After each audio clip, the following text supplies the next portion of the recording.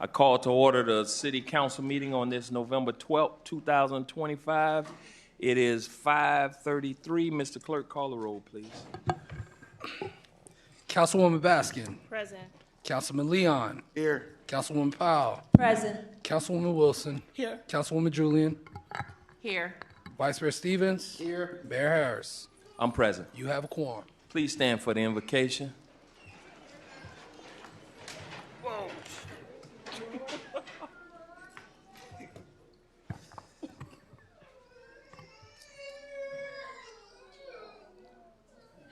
All right. God our Father, we thank you for your grace and your mercy towards us. We thank you for an opportunity to gather collectively as a community to ultimately discuss business that affect your people. It is in this moment, God, we pray you continue to bless the city of Miami Gardens. You continue to bless the residents, stakeholders, and everyone that has something to do with this great city. Father, we pause for a moment of reflection and grace to be bestowed upon the falling police officer from the city of Miami Beach.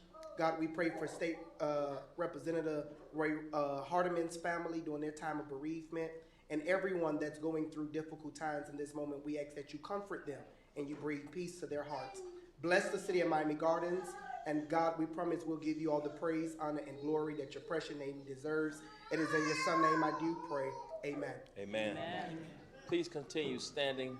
We're going to have one of our youngest residents to provide us with the Pledge of Allegiance. And this is Emery, everyone. Everyone say hello to Emery. Hi, Emery. Go ahead, Emery. I pledge of allegiance to the flag of the United States of America and to the republic for which it stands, one nation, under God, indivisible, with liberty and justice for all. All right. Thank you, Emery. Thank you, Emery.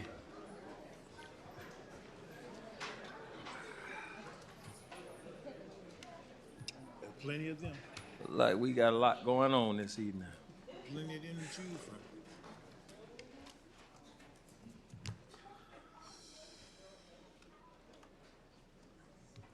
All right, we're on approval of minutes.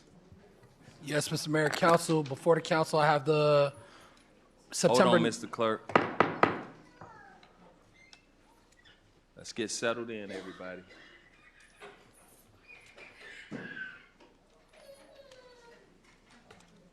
Go ahead, Mr. Clerk. All right, before the City Council for your approval, we have the September 9th first budget hearing meeting minutes, the September 24th second budget hearing meeting minutes, and the October 22nd draft regular City Council meeting minutes for your approval. I need a motion on the minutes. Motion. It's been moved and seconded. All in favor signify by saying aye. Aye. Aye. Any opposition? Showing none, show the minutes approved. We're on order of business. Are there any items that need to be pulled, deleted, added? Mr. Mayor? Yes. I'm going to pull my presentation to another date. Okay. 6.4. 6.4.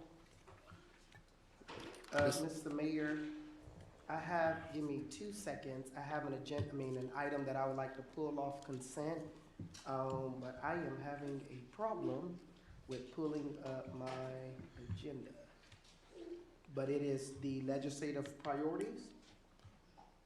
All right, what is that? That's 11.1. 11.1? Yep. All right, 11.1. Mr. Mayor. Yes. I have a couple items for the agenda as well, too, Mr. Mayor. Go ahead. I have add-on item number 1. This is sponsored by Councilwoman Powell, supporting Seat 3 community initiatives. Without objection, we ask that it be added to regular resolutions as 12.1. And then I have add-on item number 2. This is sponsored by Councilwoman Julian. This is an amendment to the Clean Zone Ordinance. Without objection, we ask that it be added to item 8. Ordinance is on for first reading as 8.1. Which one is 8.1? Add-on item number 2. Linda's item. And Mr. Mayor, I'd like to add a special presentation.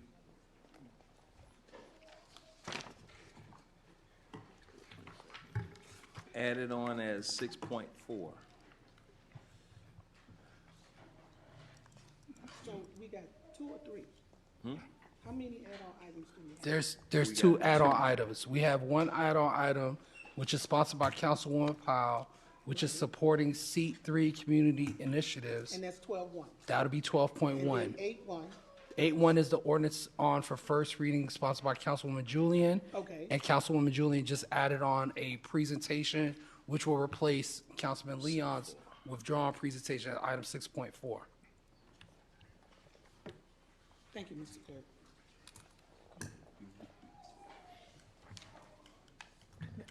Mr. Mayor, Yes. question.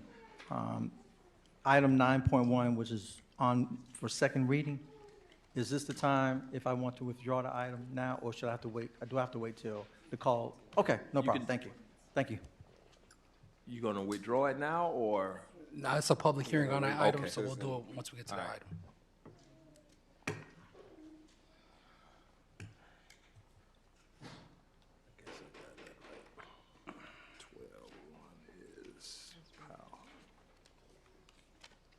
All right, I need a motion on the agenda. Motion. Second. It's been moved and seconded. All in favor signify by saying aye. Aye. Any opposition? Showing none, show the agenda approved. We're on special presentations. 6.1.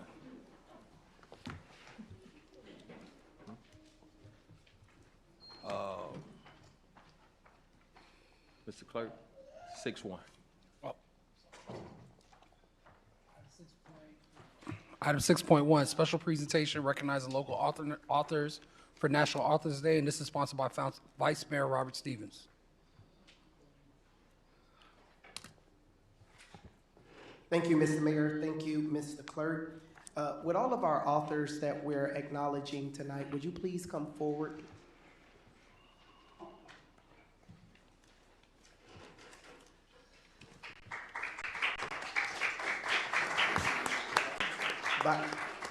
By your way of housekeeping, Yeah. we do spirit fingers. All right. So that's our proper way of acknowledging here in the chambers. You can come forward and face the audience.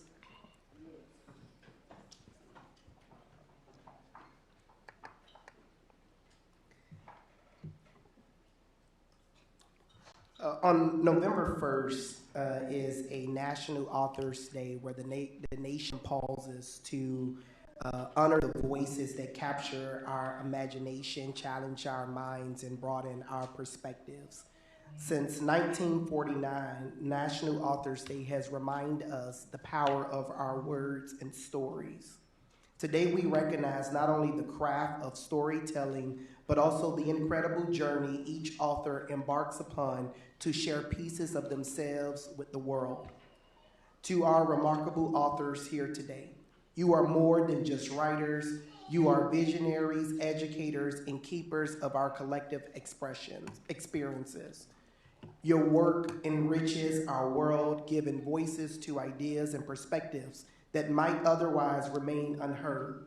Here's to your stories, your impact in your collective lives you touch through your words.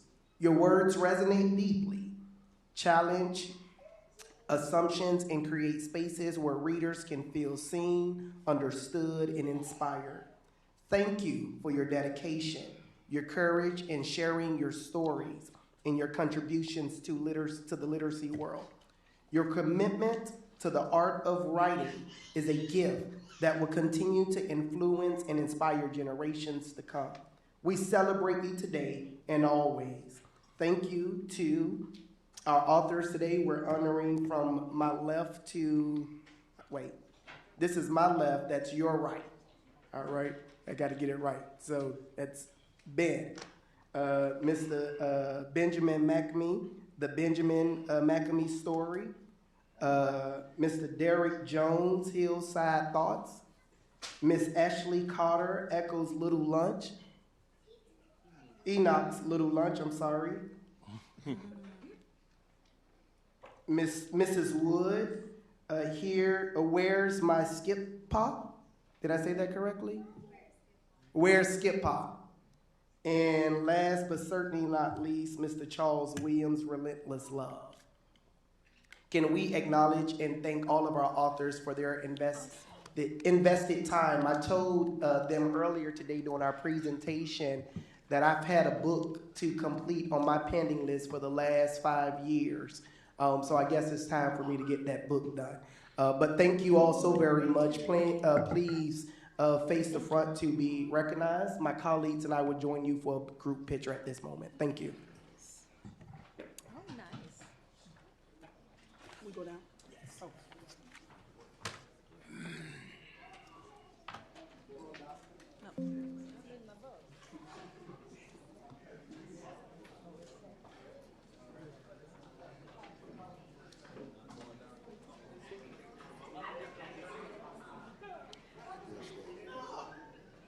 He mentioned. I told him he don't understand.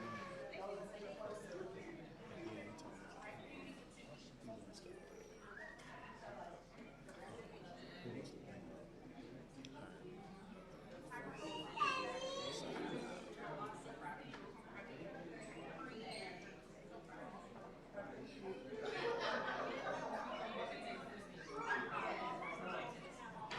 Everyone, very quickly, I must say this, because we believe in opportunity changes everything here in the city of Miami Gardens. I said it earlier, so I have to say it again and have bragging rights. Mr. Derek Jones was the first legislative analyst for seat 6 when I was elected into office. So now he's working for the United States Congresswoman's office for Teresa Wilson, and he's an author tonight. So opportunity changes everything. Yeah. It's your birthday today?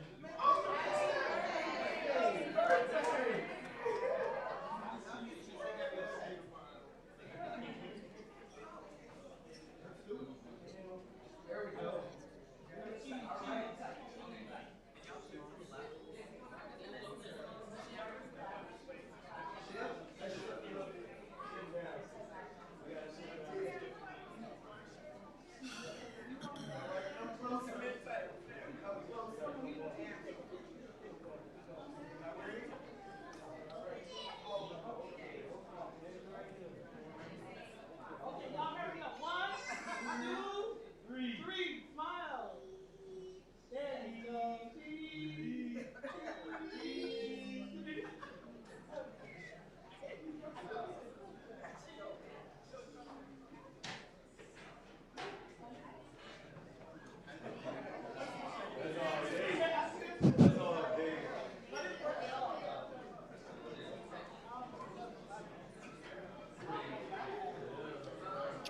See you later, sweetie. She waves. Where is Skip Pa? He's still standing there. He's still standing. That's our next council person right there. 20 years. You want to get him a couple more pictures in.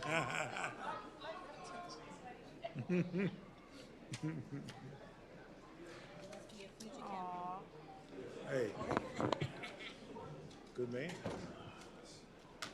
We ain't scared of no mirrors now. We ain't scared of no mirrors.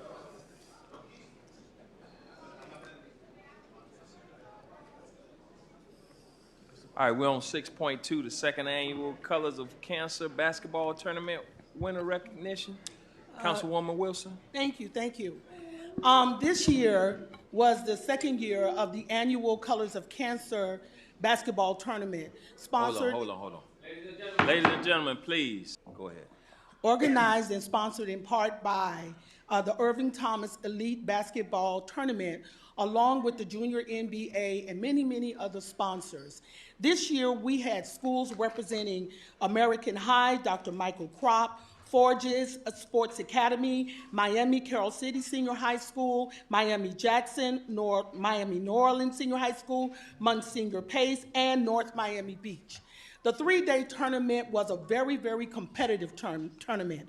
We saw a tremendous amount of talent out there working and showing their their ability to play a sport, but also showing their commitment to good health habits. I have followed Deion Sanders' journey as he's battled his cancer with his bladder. And the one thing that he said, go get checked out. And we, in this community, we have been so, I would say, zealous about really promoting breast cancer awareness, because we recognize holistically how important health is just to the quality of life. But we also wanted to bring attention and shed light that there is more than one way or one thing that we can do to bring everyone into the fold of the effects that cancer can have on the lives of an individual as well as on the life of an entire community, and now on the life of and in the lives of some of our greatest sports athletes and icons. So if there is nothing else that you take away from this, that exercise is one way, being involved in sports is another way, but also playing for a purpose, doing things that are meaningful, that can give joy and hope, and to share information is another thing.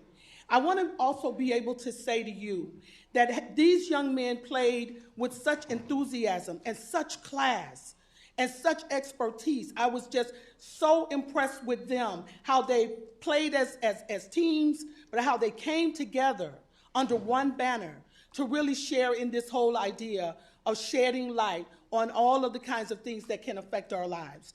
So tonight I wanted to bring them to you, because one of the things that we have to realize is that our children, like the babies that were here, and the young men that were with their families, and women that were with their families, the youth have to be told, they have to be given some insight into what the future holds, and how they can be and use their talents and their blessings and their gifts to make a difference in the world. So if there was nothing else that I can thank you young men for, you know, you came out and I just saw your hearts out there, and your families were with you, and your coaches were with you, and so was our overall community. So we're proud of you.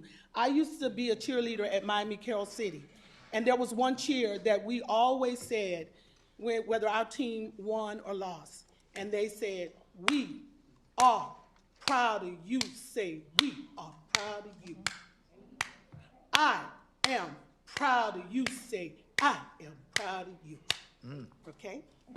So I am going to ask. I'm going to ask that you get out there and do the cheer. Now you want to see me break a leg. Literally break a leg. I named all the schools, and now I want to name the winners of the tournament. The third place winner was Monsignor Pace. And if you are here, will you please come forward? Monsignor Pace, along with their coach, Jean, if I said your name wrong, Dubison, can you please come forward? $250. And Mr. Clay, would you join me, please? We are proud of you. Oh, that's good, man. That's good. You gotta clap with it, man. No. Might look too good doing that.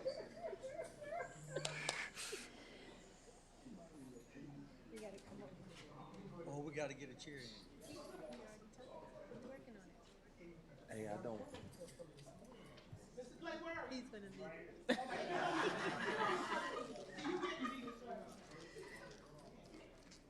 And will Mr. Irving Thomas please come forward, our All-American basketball player from Miami Carroll City, also played for the Miami Lakers, not the Miami Lakers, but the Los Angeles Lakers. What's up, man? And the junior NBA. What's up, man? Karen, please come and take a picture with them. Thank you. And we're going to go 1, 2, 3, and we'll all, right? Okay, 1, 2, 3.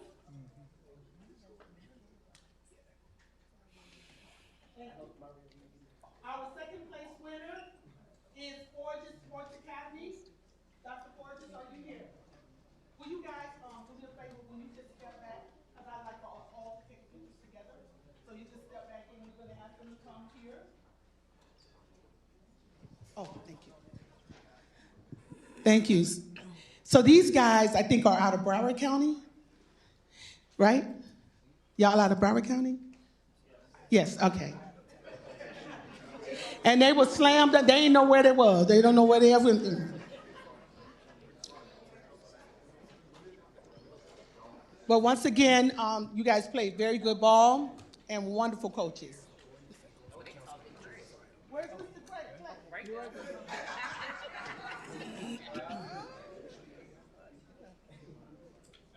Okay, thank you. Stand right here, back up. And now we will, Norland Senior High School, are you here? Okay, Norland, I know, had a basketball game, and the principal was going to come and accept, and along with the coaches here to accept, they won the tournament this year. And although they were not able to be, okay, now he said 2 years. They won last year, and they won 2 years in a row. And I see that over there, and then Reggie's going to be up there. They are all New Orleans graduates. But we are so glad to have you guys here.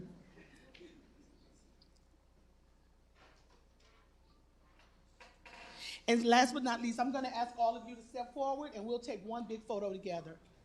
I know it's a lot because everybody's taught, right? And then just say something. Okay. Can we move closer to that way? All right, over that way? Okay.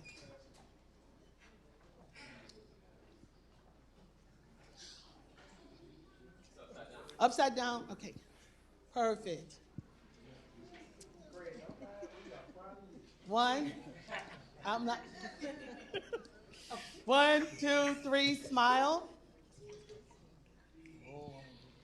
Okay, so Norland has been a very competitive team. They've won 2 years in a row.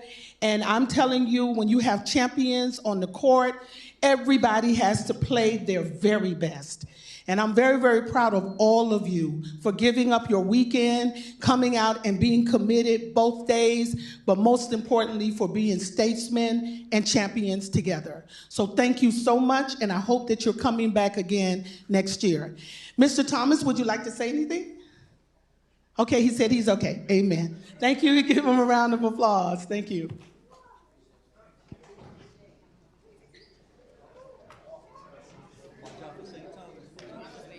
Yeah, I ain't gonna take on. It's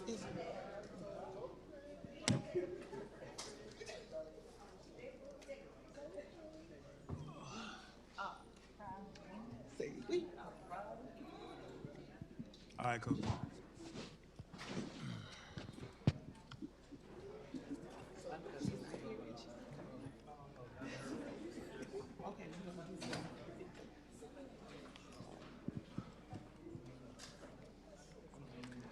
All right, we're on 6.3, Commission for Women Quarterly Report.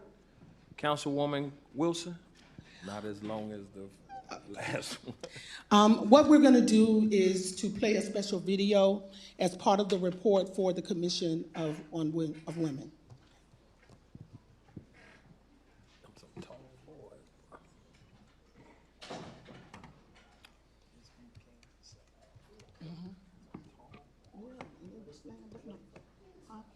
Broward County, Hollywood, Ford's Academy.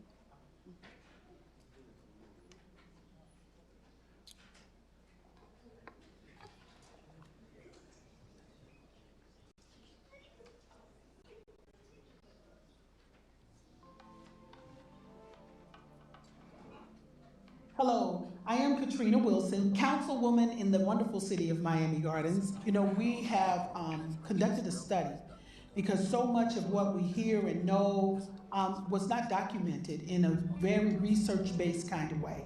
And the title of the study is Empowering Women, Living a Legacy of Powerful Intergenerational Women Study. 3 of the top concerns that the ladies voiced were gun violence, the lack of police engagement, and unsafe walking paths. 50% of our study group felt like family relationships was vitally important And it was due to communications breakdowns and family difficulties. Our daughters and our young mothers are saying, I need a mentor. They wanted to be in the presence of women of a certain age, not women who party with them in the club.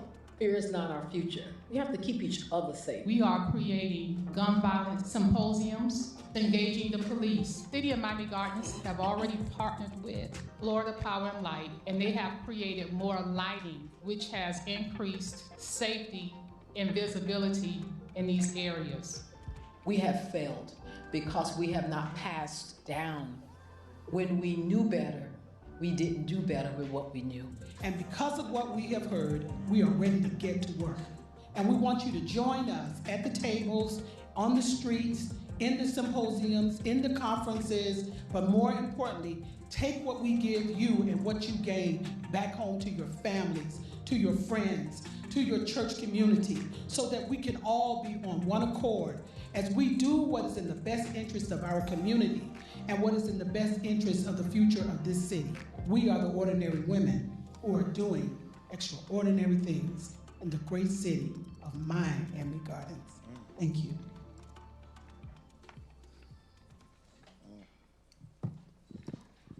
Mrs. Lawrence, who is the chair, is stuck in traffic and was unable to make it here in time for the presentation portion.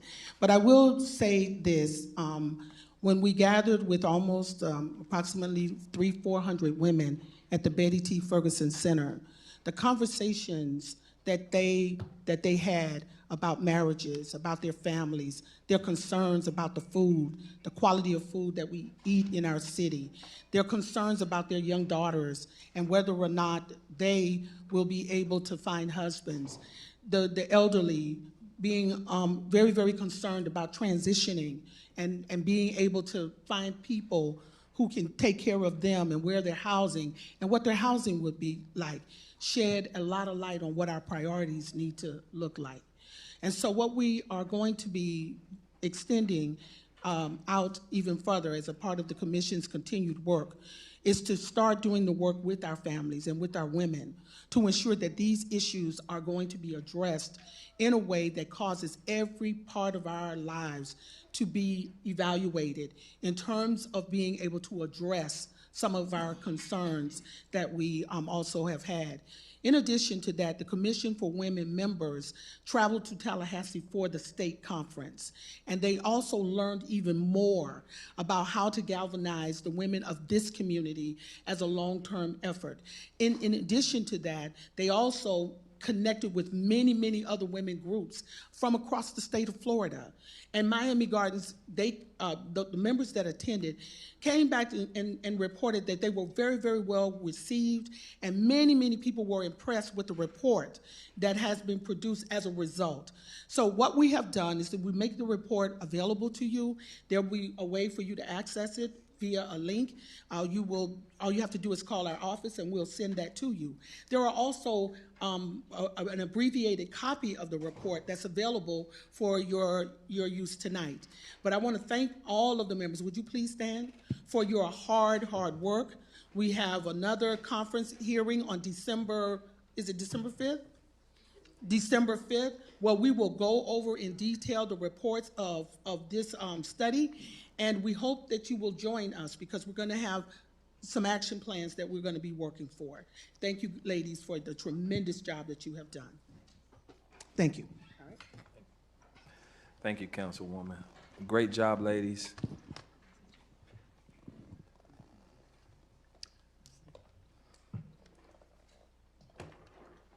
All right, Mr. Mayor, we're now on item 6.4, special presentation by Councilwoman Julian. Councilwoman Julian. Thank you, Mr. Mayor. I'd like to take a moment to recognize Mr. James Pogue. So, Mr. Pogue, if you could make your way up here.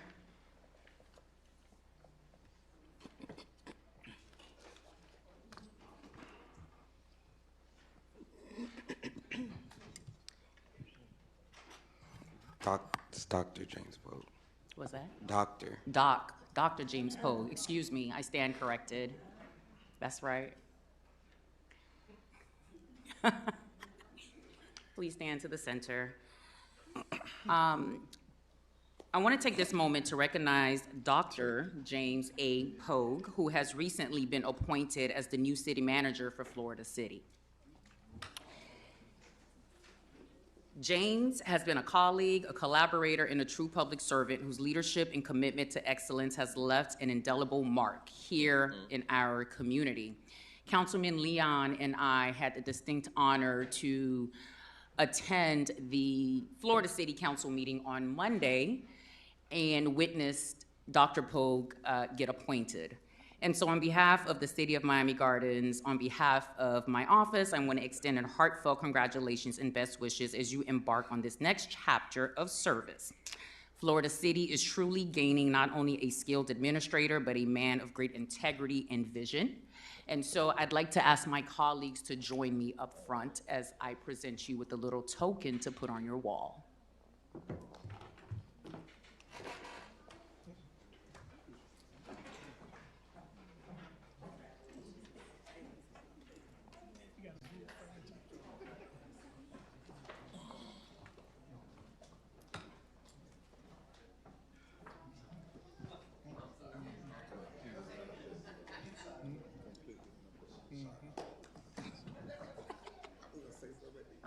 You can still say it, Councilman. Is everybody here?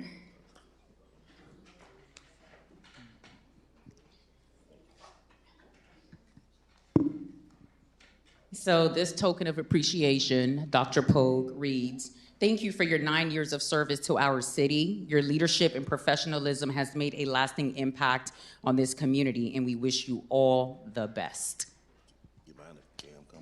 Yes, absolutely. Charter officers, please join us. We can clap? Let's clap.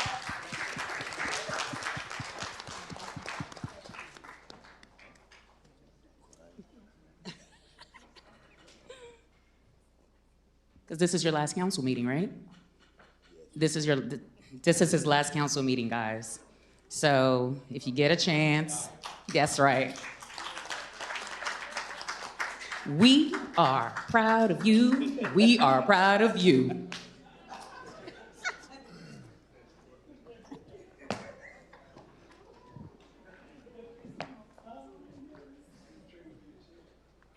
No, don't hurt yourself out here.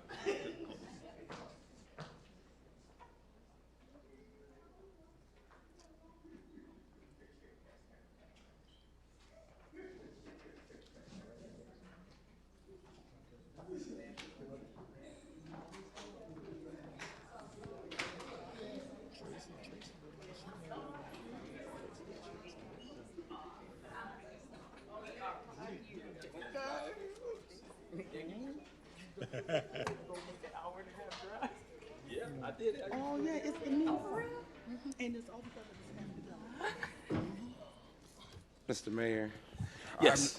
Since we're still here, I was going to save my comments for the end, but if I could just take a second to piggyback on Councilwoman Julian. Congratulations, Dr. Pogue. Also, you know, when I got here about 7 years ago, Mr. Pogue came and sat with me, and he told me that he had my back 100%, and he has been a man of his word. Any project or with his experience, any questions I have, he was always a solid go-to person, and I want to thank you for that, being there for me, 10 toes down. So again, congratulations. I know you took some of our great ideas and went and sold them to Florida City. But we're here to help you. I am definitely here to help you any way that I can. And it was an honor to take that hour and 45-minute ride to Florida City to stand with you. Go to that other country.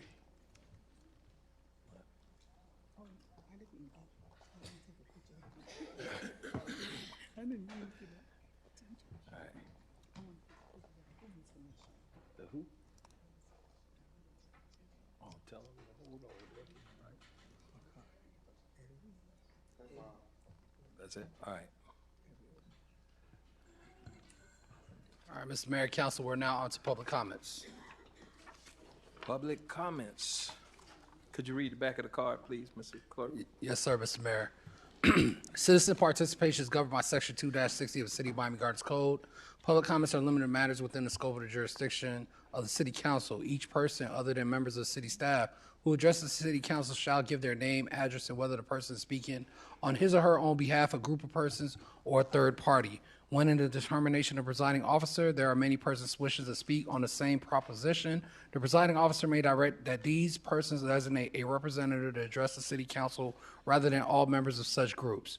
All speakers shall be limited to 2 minutes unless further time is given by the presiding officer.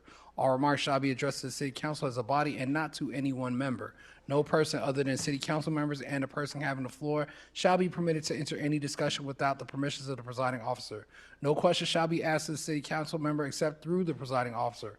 Order shall be maintained. If any person makes personally relevant, pertinent, or slanderous remarks, becomes boisterous while addressing the City Council, or becomes too lengthy, abusive, obscene, and/or disruptive, or otherwise fails to comply with the orders of the presiding officer and is declared out of order, the individual may be subject to removal by the Sergeant at Arms.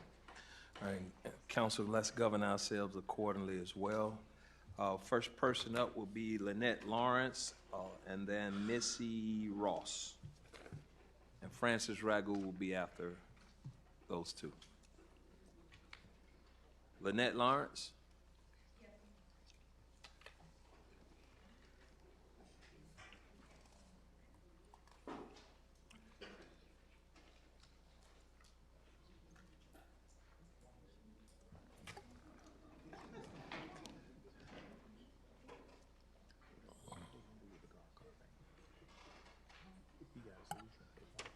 Ms. Ross, you're on deck.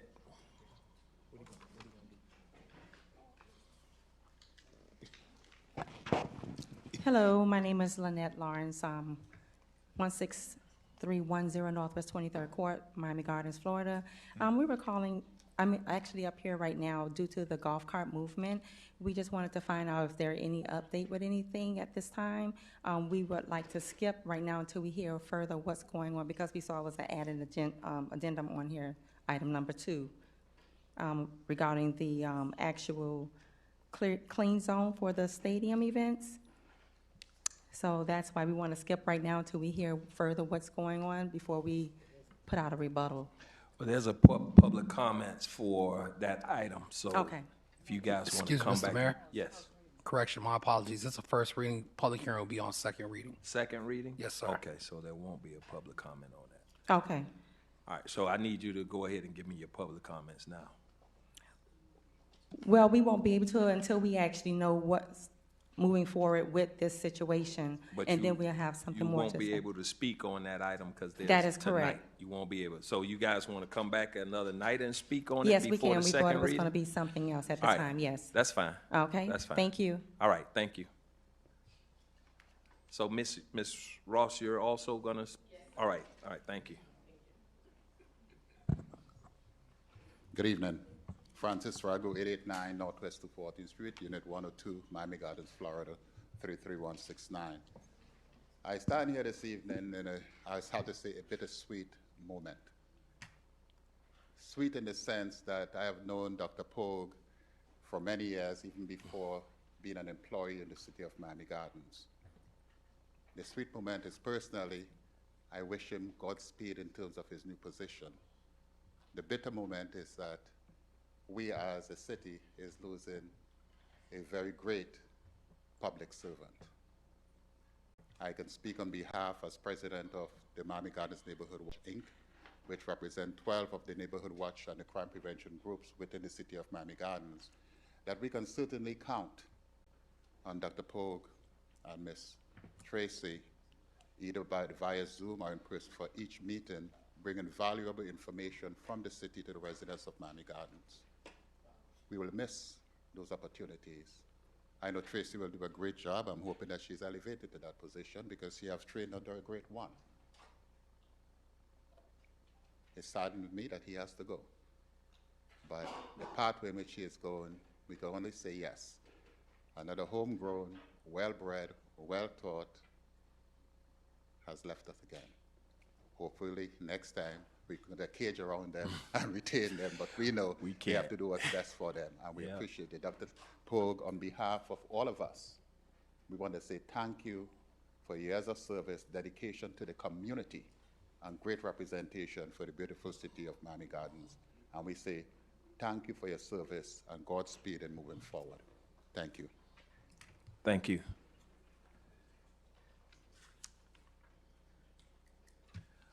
Rhea Hughes and Mr. Tisdall, then Gail Cunningham.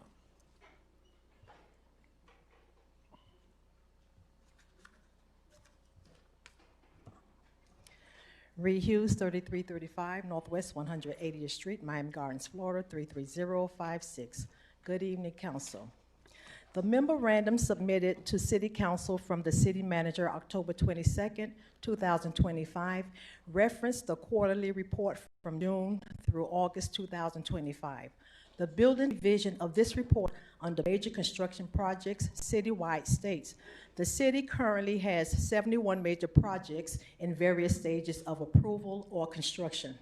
I bring construction projects to your attention because prior to any development within a council's area of responsibility, which will affect residents directly or indirectly, our publicly elected officials, public servants, and stewards of our tax dollars should have conversations with residents during their monthly meetings. For those residents inquiring about the land located at 2190 Northwest 183rd Street in Seat 3, previously Mahogany Grill, Ruby, and Jean, a meeting was requested by residents with Miami Gardens officials and invited guests scheduled to take place on Tuesday, November 18th, 7 p.m. at Betty T. Ferguson Recreational Complex. Come, ask your questions, and be informed. So that history doesn't repeat itself, be mindful. Residents are not idiots, as referred to on March 26, 2025, in the lobby of this City Hall by this dais. Residents are individuals caring and working in the vineyards behind the scenes, not only for their community, but for the entire city of Miami Gardens, because we do care. Thank you. Thank you.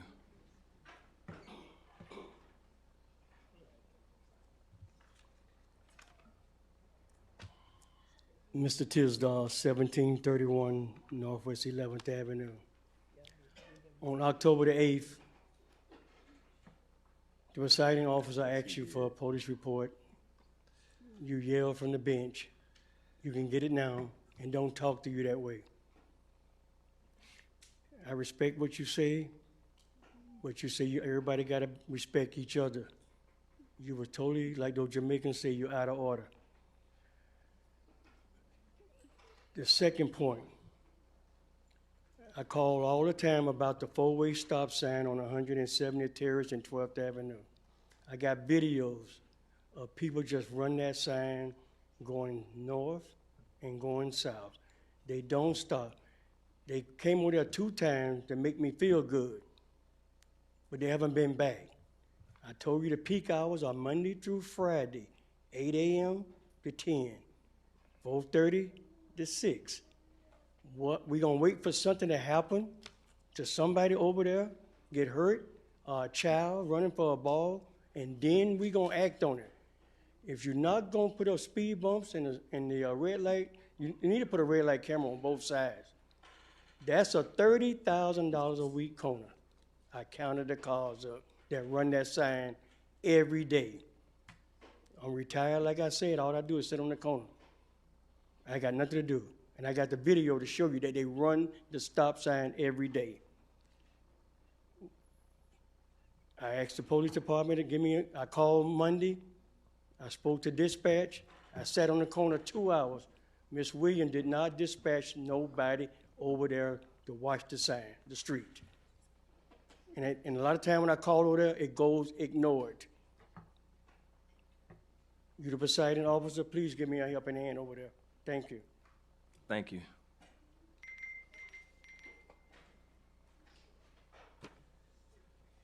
After Ms. Cunningham, it'll be Ms. Alexander and Mr. Ziegler. And then Barry, you'll be after Ziegler. Good evening, Deus. My name is Gail Cunningham, 19001 Northwest 14th Avenue Road, Miami Gardens, Florida, 33169. I'm here this evening to speak regarding the legislative priorities. In years past, we have received, after asking for the actual priorities before today, in order for the residents to know exactly what is moving forward. I have been fortunate in some meetings of the different council members where they have discussed the legislative policies that they want to discuss with the manager and all the department chairs as to where they're going to move and send up to Tallahassee. Didn't happen this time. We're looking at it now in our agenda item, consent agenda item 11.1. And also I'm looking at the agenda memo, and it says here that the actual priorities that's going to move forward have already been approved, and I know I'm not supposed to call a name, but I'm just reading now. It says, whereas Mayor Harris is recommending the legislative priorities that is attached to this resolution as Exhibit A, based upon input from various city council members and staff, meaning that the city council members are aware of the process, what was discussed, and how you got to the priorities. But were they discussed with the people? Because they're supposed to be representative of, because you deal with legislative policy, but what is it that the people need and you see needs to be done in our city and move to Tallahassee or wherever in order to get the monies or the statements or whatever the documentation we need to move it. I don't know anything about that. I haven't. No one has ever told me. I'm reading it right now. Also, it says that now therefore be it resolved by the City Council of the City of Miami Gardens, Florida as follows. The City Council of the City of Miami Gardens hereby approves the 2025 legislative priorities for the city attached hereto as Exhibit A. Then on the back, it has where you vote yes or no. If it's already been approved and then you're going to vote, I'm confused. Help me out. Okay, so my main emphasis is, please let us know. Don't sit with someone and say, this is what seat, whatever, I can't call it out, seat whatever wants, because I have spoken to the people. I know I'm out of time, but we just wanted to know. We've known in the past, and we shouldn't have to ask. Thank you, Ms. Cunningham.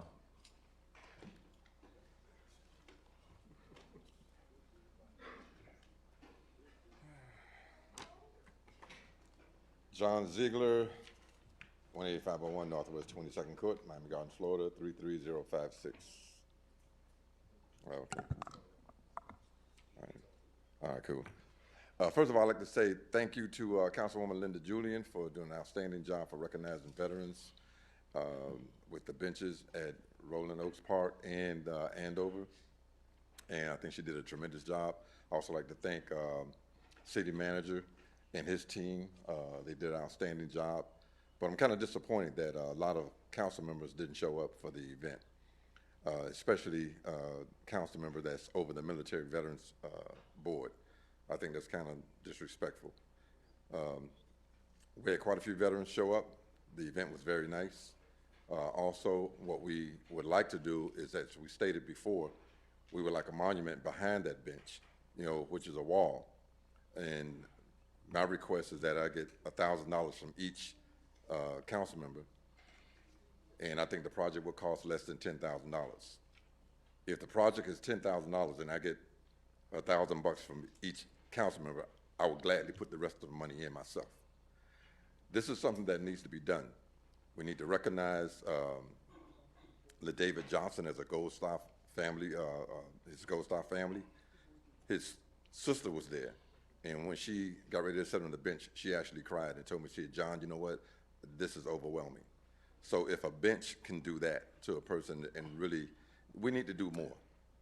You know, and I'm sure, I'm very positive that a wall so that veterans could place their name on the wall and generate money that goes back into the program, you know, it would be something very, it would be something great for the city and for veterans, you know, and for the Gold Star family. So I'm asking that, hey, if you guys put in $1,000, I'll put in $1,000 with you. And I'm pretty sure the project will cost less than $10,000. You know, I want to again thank Councilwoman Linda Julian for what she did. Thank you. Thank you.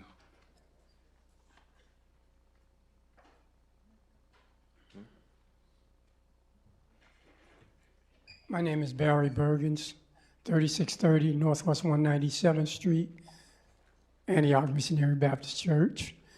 I'm here just to let you guys know that we're very proud of what happened on yesterday.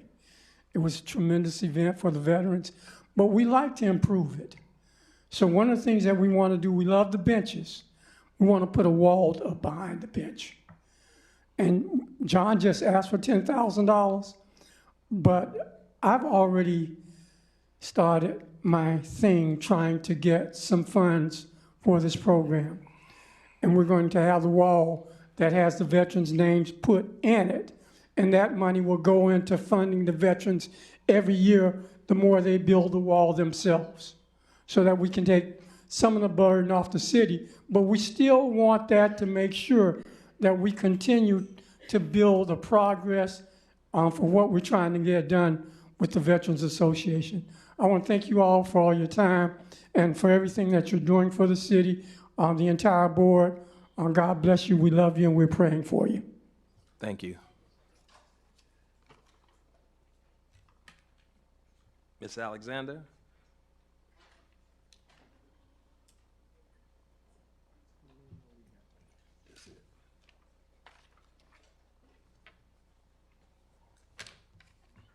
Good afternoon, Ken Alexander, 1799 Northwest 155th Street, 9-1. I want to know what y'all gonna do with that money when y'all sell that property.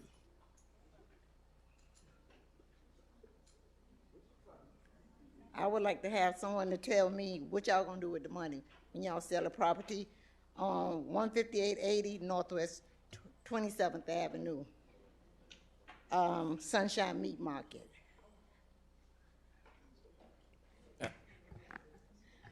We'll have somebody tell you about it. You could have got that information outside. No. I'm let him come up here to the mic and tell me. It was last meeting.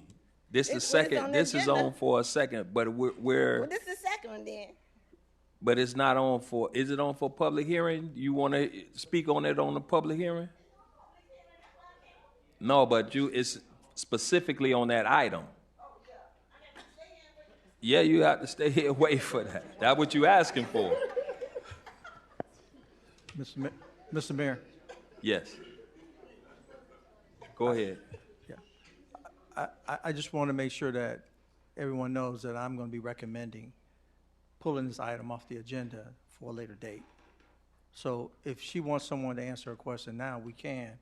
But my recommendation is going to be pull this item until the second meeting in January.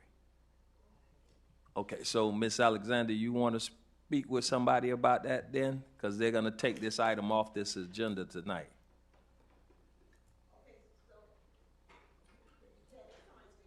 Okay, all right. Okay, thank you.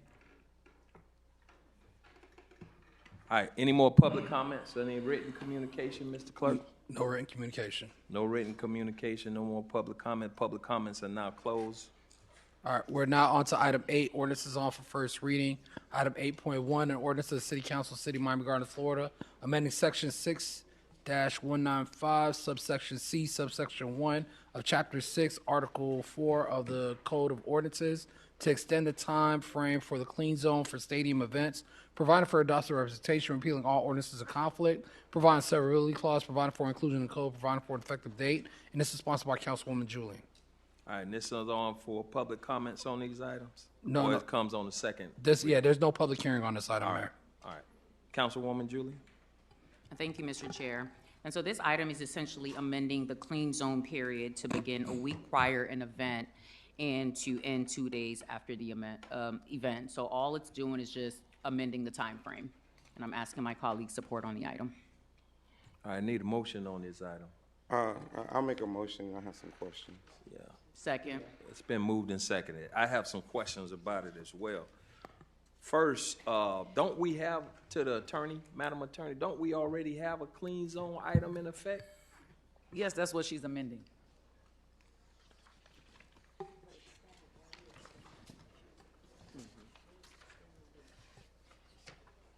And what is the current, Mr. Mayor? Yes. What is the current ordinance, the number of days prior to an event and after? Well, the current ordinance says that currently 24 hours before an event and 12 hours after an event ends. The proposal is for no earlier than 7 days prior to and 24 hours after. Why so long? I'm just, Councilwoman? Why so long of a clean zone? Well, because part of the ask that the host committee has for the Orange Bowl is to put this item in place so that we can alleviate the traffic and we can alleviate the burden of having tons of people on the road, because we want to have a smooth process. And so the representatives for the Orange Bowl Committee is here, and they can answer any questions that you all may have as well. Mr. Mayor? Yes. Through the mayor to Councilwoman Julian. Yep. I saw that they mentioned pedicabs, but the golf carts and the route that they created won't be affected in this ordinance, right? That's correct, Councilman. All this ordinance is doing is just extending the time frame. Okay. Mr. Mayor? Go ahead. Then you. Go ahead. I want to piggyback. I think the time frame is what I'm having trouble with as well. Just want more clarity on why we need 7 days prior to a one-day event. To me, that doesn't make sense. And then needing so many days after the event is over as well. But before you give me the answer to that, Councilwoman, can someone clarify to me the clean zone area? I want to make sure the clean zone area, I want to make sure to what Councilman Leon just highlighted, that the pedicabs and all of the mobility, all of the transits are not affected by this clean zone, should we decide to move it to 7 days. And then I have a question as it relates to our local businesses that falls in the clean zone, if any falls in the clean zone. Sure. Well, she just answered the pedicabs and rents and golf carts. So that's Well, I want to see the zone. Okay. Where what it highlights. I hear she said it, but I want to know where it highlights. So while I provide you the boundaries, because I think that's what The you're asking for, boundaries, the correct. boundaries for the clean zone, Mr. Mayor, I'd like to ask the representatives to come up so that they can answer some of the questions that you all may have.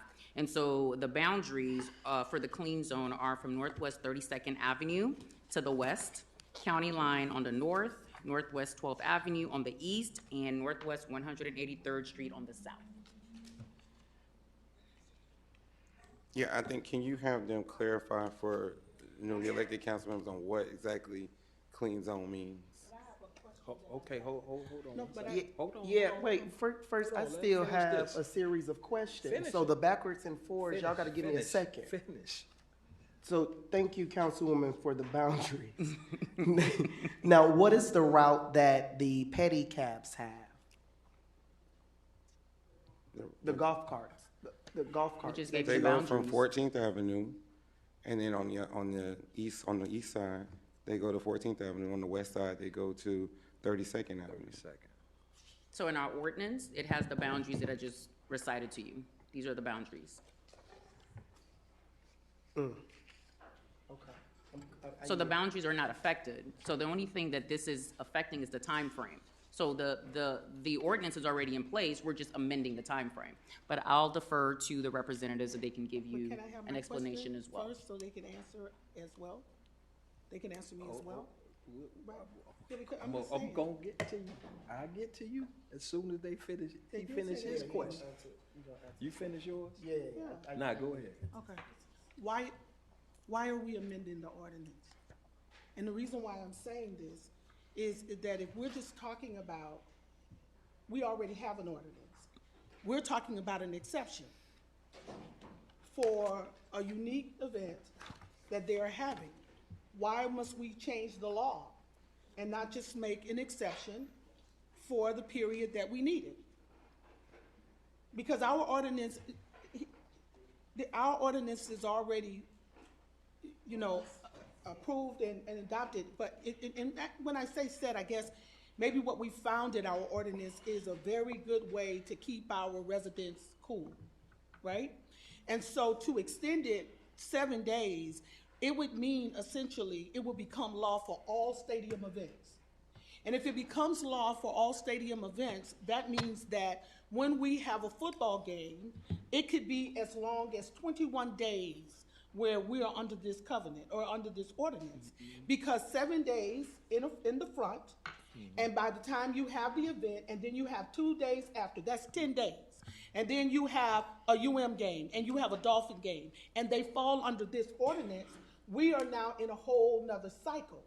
So if we want to make an exception for this Orange Bowl, which is a unique event, it's not going to be something that we do every single year, then we make a decision to make the exception for a clean zone, for this.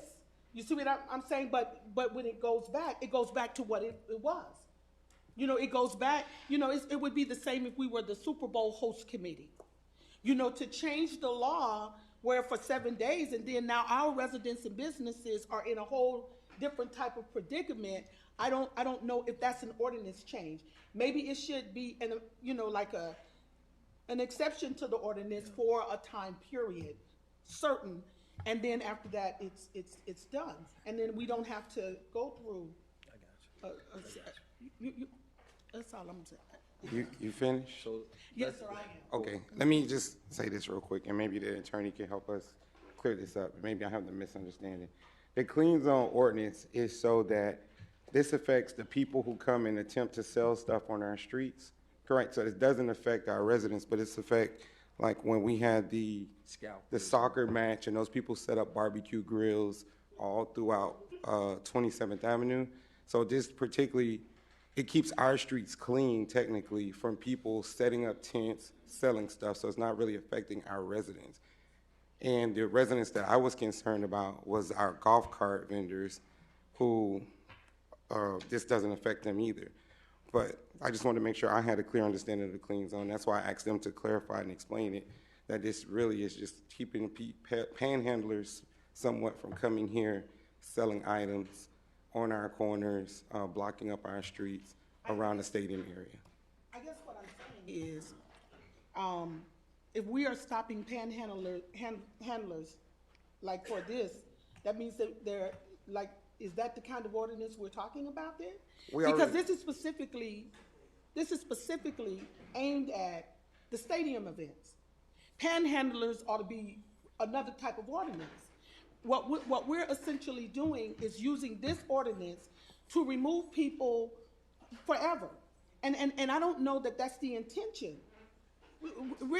That's what this sounds like. And then who's going to police that? Who's going to police that if we put it this way and it ends up being, like I said, 14, 21 days, and then who's going to police it the whole time when it becomes law of this nature? Because you're gonna impact on our policing. That's gonna impact on our staffing. That's gonna impact the city in a lot of different ways. I don't really see a problem with trying to accommodate, you know, events in terms of our stadium and different things like that resides in our city. But I do see that part of the interruption we see with the cabs and the people being able to earn additional dollars and different things like that begins to choke it out. It chokes out our economy. So I'm only saying, and again, I don't want to bring those types of issues up, but I'm saying I'm all for an exception. You know, if FIFA comes, I'm all for the exception, but I don't know if that should be the rule. You know, I don't know if that should govern, that everything in our life is governed by the stadium. Let's hear from. I'm just saying. I'm not. I don't mean no harm. I'm not meaning any harm by that because I love the stadium, and I don't have any problems with them. I'm saying that can we do this in a way that allows them to achieve what they need to achieve without necessarily interrupting the life and the commerce of our city and its residents, and being able to do the things if that is what we're trying to do, you know. And I think that we have to be real clear. I would like for us to be very clear about what the intentions are when we adjust this ordinance, or whether or not we ought to just grant them an exception. And so they can do what it is that they need to do for the time period that they need to do it, and leave the law like it is. Because so many of us have already adjusted to what this rule causes us to do. And I don't think it's totally bad. Yeah. But okay, I'm sorry. So, Councilwoman, what actually changes in this amendment? The only thing that changes, Mr. Mayor, is the time frame. This does not affect the folks with the golf cart business. This just changes the time frame. That's all it does. And it keeps us away from the back and forth with panhandlers. It doesn't affect our small businesses. It doesn't affect, as a matter of fact, we want folks to patronize our brick and mortar businesses. So the only change we're having here is just a time frame. But through the mayor, if we can allow the representatives to speak a word. Yeah. Go ahead and introduce. Good. My name's Eric Palms. I'm the CEO of the Orange Bowl Committee, but I'm not here in that capacity. I'm here for the 2026 host committee for the national championship game, which will be played in Miami Gardens on January 19th. We're leading the host committee efforts. It's community-wide, and part of the RFP requirements that we committed to contractually is to have this clean zone in effect from 7 days prior to the event to 2 days after. And it's basically primarily focused on two things. A, on the merchandising, but B, on ambush marketing, because you have ESPN and you have all these major sponsors coming in. It's exactly like FIFA with World Cup and Super Bowl. We did it for the 2021 game. And the reason we're here today is because, as we understand it, there's two stages, the reading and then the approval next month. The championship game is in January. If we came back in January, it would be within the window of already the 7 days. So we came and we came late, but we need to get this in place so that we host the game in the highest capacity for our community. Mr. Mayor. I got one question. Yeah. So in 2021, we did an exception for the game. There was a ordinance that was passed. It was an ordinance. As I understand it, but we defer to you all in terms of the best foot forward how to accomplish this. But we need that in place for January 19th. So it would be Monday morning, January 12th to Wednesday, January 21st. That 9-day window, we need it in effect. But we'll defer to you all in terms of how to accomplish that. So, Madam Attorney, is it possible, as the councilwoman stated, for an exception for them to do it for the 9 days and then it returns back to our normal way of handling that ordinance? Okay, so the only way you can amend an ordinance is by an ordinance. And you don't have a process built into the ordinances for exceptions. So you still have to amend the ordinance to allow for exceptions. So it's possible. So. Oh, well, of course it's possible, but it has to be within. So if we were to amend the order, than what's in front of you tonight.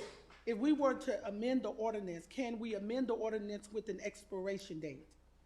So in other words, if we take a look at this here, and we are basically saying this is our ordinance, but we're going to make an exception to it for specifically this, and leave it there. Is that possible? Well, it could be drafted if you're going to make exceptions, but I'm saying that's not what you'd have to draft. It would be another ordinance. Would it have to be an ordinance, or can it be an item? Can it be an item to make an exception to the ordinance for this period of time? So what you could do is tonight, if the councilwoman is willing to, is just provide, instead of doing this, provide for some mechanism in this that the council can issue exceptions by resolution. Then you will be able to come back at the next council meeting with a resolution. But this ordinance will have to be amended to allow for exceptions because it currently does not, is what I'm saying. So if it is amended, and that means that it will come back to us, like it'll come back again as an amended ordinance, or we will just amend it for this event, and it doesn't have to come back for a second reading. That's what I'm trying to find out. No. What I'm suggesting, and to Councilwoman Julian, if you want to take the times out of this, because this is just amending the times, it's not amending the whole rest of the ordinance, and you want to provide tonight for a provision for an exception that the city council can provide exceptions for the time frames, that's a simple amendment tonight. It still has to come back for second reading for that. But I'm saying at the next meeting, she could also have an item on giving the exception, is what I'm saying. Because we have a meeting in December. I'm sorry, you totally lost me, and I'd like for her to explain to me again, Because No, it it's sounded, okay. no, well, I'm just being clear. Yeah. I mean, hey, what Yeah. I'm saying is, we got two things here, right? Mhm. We have the ordinance, which we're saying an exception could be made to that. It could be amended to include an exception, Yes. okay? And then the second thing you were saying, she could do what? So what I'm saying is, the ordinance takes 2 readings. So Right. even if tonight you provided in here that we could do, all can do exceptions, it still has to come back. Right, For I a got second it. reading. What I'm saying is, then she could have a companion item on the same agenda, giving them the exception that they've asked for. Okay. You have to have the law in place, which would allow the exception, is what I'm saying. So that's 2 readings. If she brought an item at the next council meeting, which would be a resolution, it would have to be heard after the ordinance is approved, of course. She could actually bring those dates, is what I'm saying. She could bring that item for this particular game, is what I'm saying. Mr. Chair, if I may. So council. Hold on. Councilman Leon had something he wanted to say first. Just real quick, and this is through the mayor to the city manager or city attorney, whoever can answer this. By us accepting these and having this ordinance in place and extending or making provisions, whatever we're gonna do here, we're gonna bear the brunt of the costs, right, to send our employees out there to enforce this for their event. Is there a way that we can split this cost with these organizations, or how can we? Mr. Mayor. Go ahead, figure Mr. that out? Manager. Councilman, you're absolutely right. We will be bearing the costs. So if the Orange Bowl committee and/or Orange Bowl folks want to sit down and discuss that, what those costs may be, and assist with some of that, I'd be more than happy to do that. Yeah, I mean, that's the only way I would support this, because again, they're coming into our city, they're gonna be taking our resources off the street to enforce this, and they're gonna be, whoever is licensed will be making all the money from it, but we're using our taxpayer dollars to fund that and police it. So there needs to be some way that we can split that cost, or basically you guys pay for it also, if it's legal. Thank you. That'll be something that'll be negotiated with them? Mr. Mayor, yes. Yeah, okay. And that would be a part of the resolution. Yeah. Right. Councilwoman? Sure. Thank you, Mr. Mayor. So I am okay with Councilwoman Wilson's amendment, so as long as the second reading does come in December. But I would also like to offer them the opportunity to finish their statement. I don't know if you were done or if you wanted to speak more, but allow them the opportunity so that we can hear fully what they have to say. I think this is in the same light as you see with Super Bowls, with the World Cup. Obviously, the Orange Bowl's here every year. This year will be on January 1. Will be a Capital One Orange Bowl game. It'll be a CFP quarterfinal. I wish Iowa State was there in Illinois, but it will be played. And then 18 days later will be the national championship game. Our mission is economic development and to give back to this community in a meaningful way. We'll be doing a lot here in the city of Miami Gardens with the opening of the Bunch Park West Recreation Center on Saturday, December 20th, 9 a.m. I hope you all could be out there. And then on January 15th, we will be doing the Orange Bowl Field at Walt Frazier Park. I think you know the partnership we have with the city manager, the mayor, the vice mayor, the council. It's not just here for this upcoming, it's for years to come. So we appreciate you guys entertaining this. As long as we get there in December, we're open to whatever approach works best for you. All right. So, will she need to make will we have to I'm gonna amend this? phrase it for her. I'm gonna have to phrase the amendment. Okay. Because it's technical. All right. When you're And then, ready, Mr. whenever y'all are ready. And then on the financial piece, we have to work with the city Well, manager. that's gonna come on the reso, so Okay. that's something that when she brings the item, all that will be worked out in the reso. Yeah, and they're not gonna have an issue with that because, I mean, So they're you great good? community partners. And as the gentleman stated, they're doing the Bunch Park initiative and the Walt Frazier Park, so they really don't have an issue with that. So I'd like to amend the ordinance to include the exceptions for I'll have future to say stadium She's events. gonna read it. The attorney is gonna read it. Yeah. So what we're gonna do is keep the current language as it exists in section 6.195C1 of the ordinance.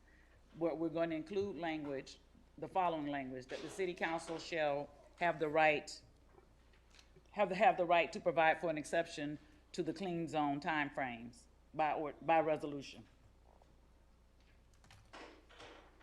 All right. Hearts and minds are clear on that? No. Could you explain that again, Madam Attorney? Here's what I'm saying, right? That we can amend it, right?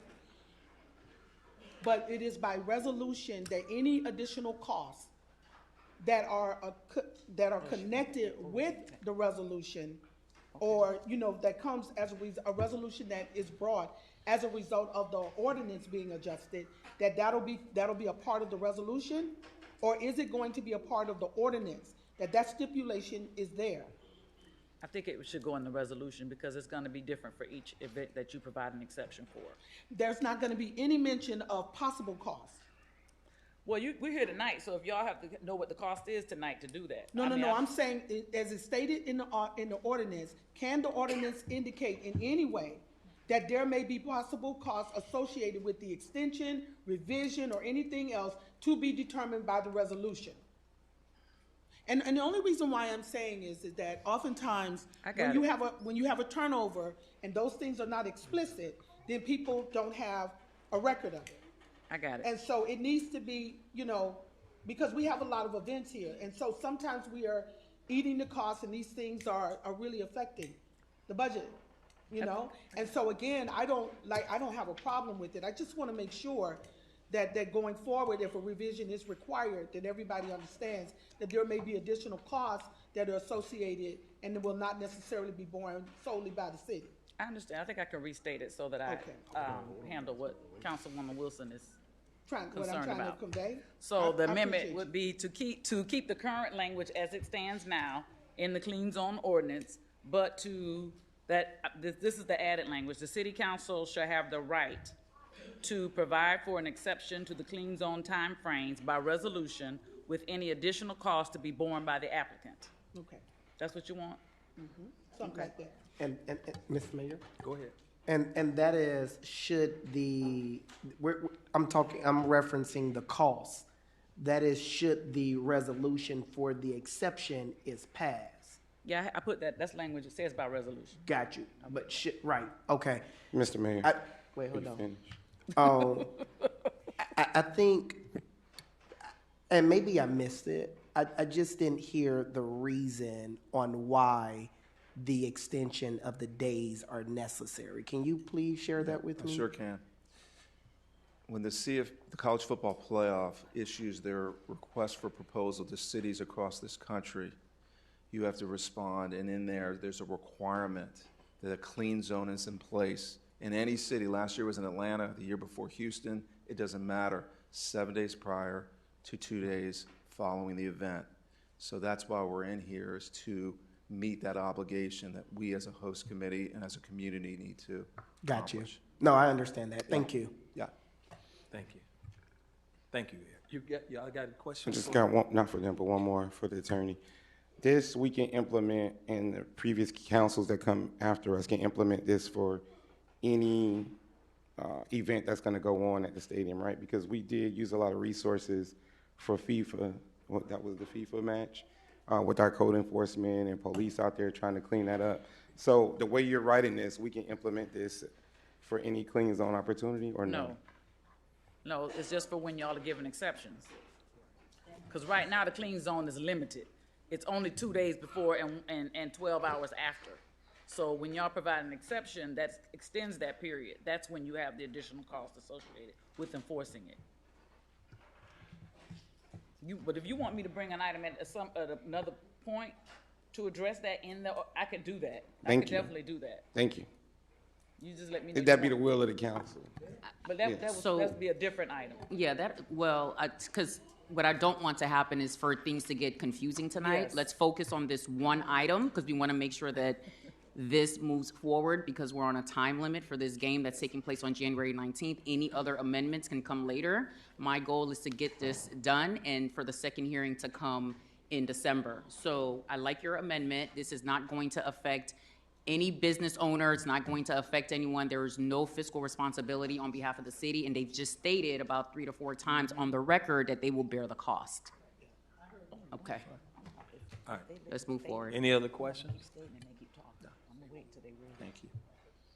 All right. I'm gonna Mr. Clerk. restate it, but I wanna make sure you guys are ready, so, cause somebody, when I restate it, just needs to say motion to amend it. I need a And motion then- to amend it. Well, I'm gonna have to say it again now. Go ahead, restate it.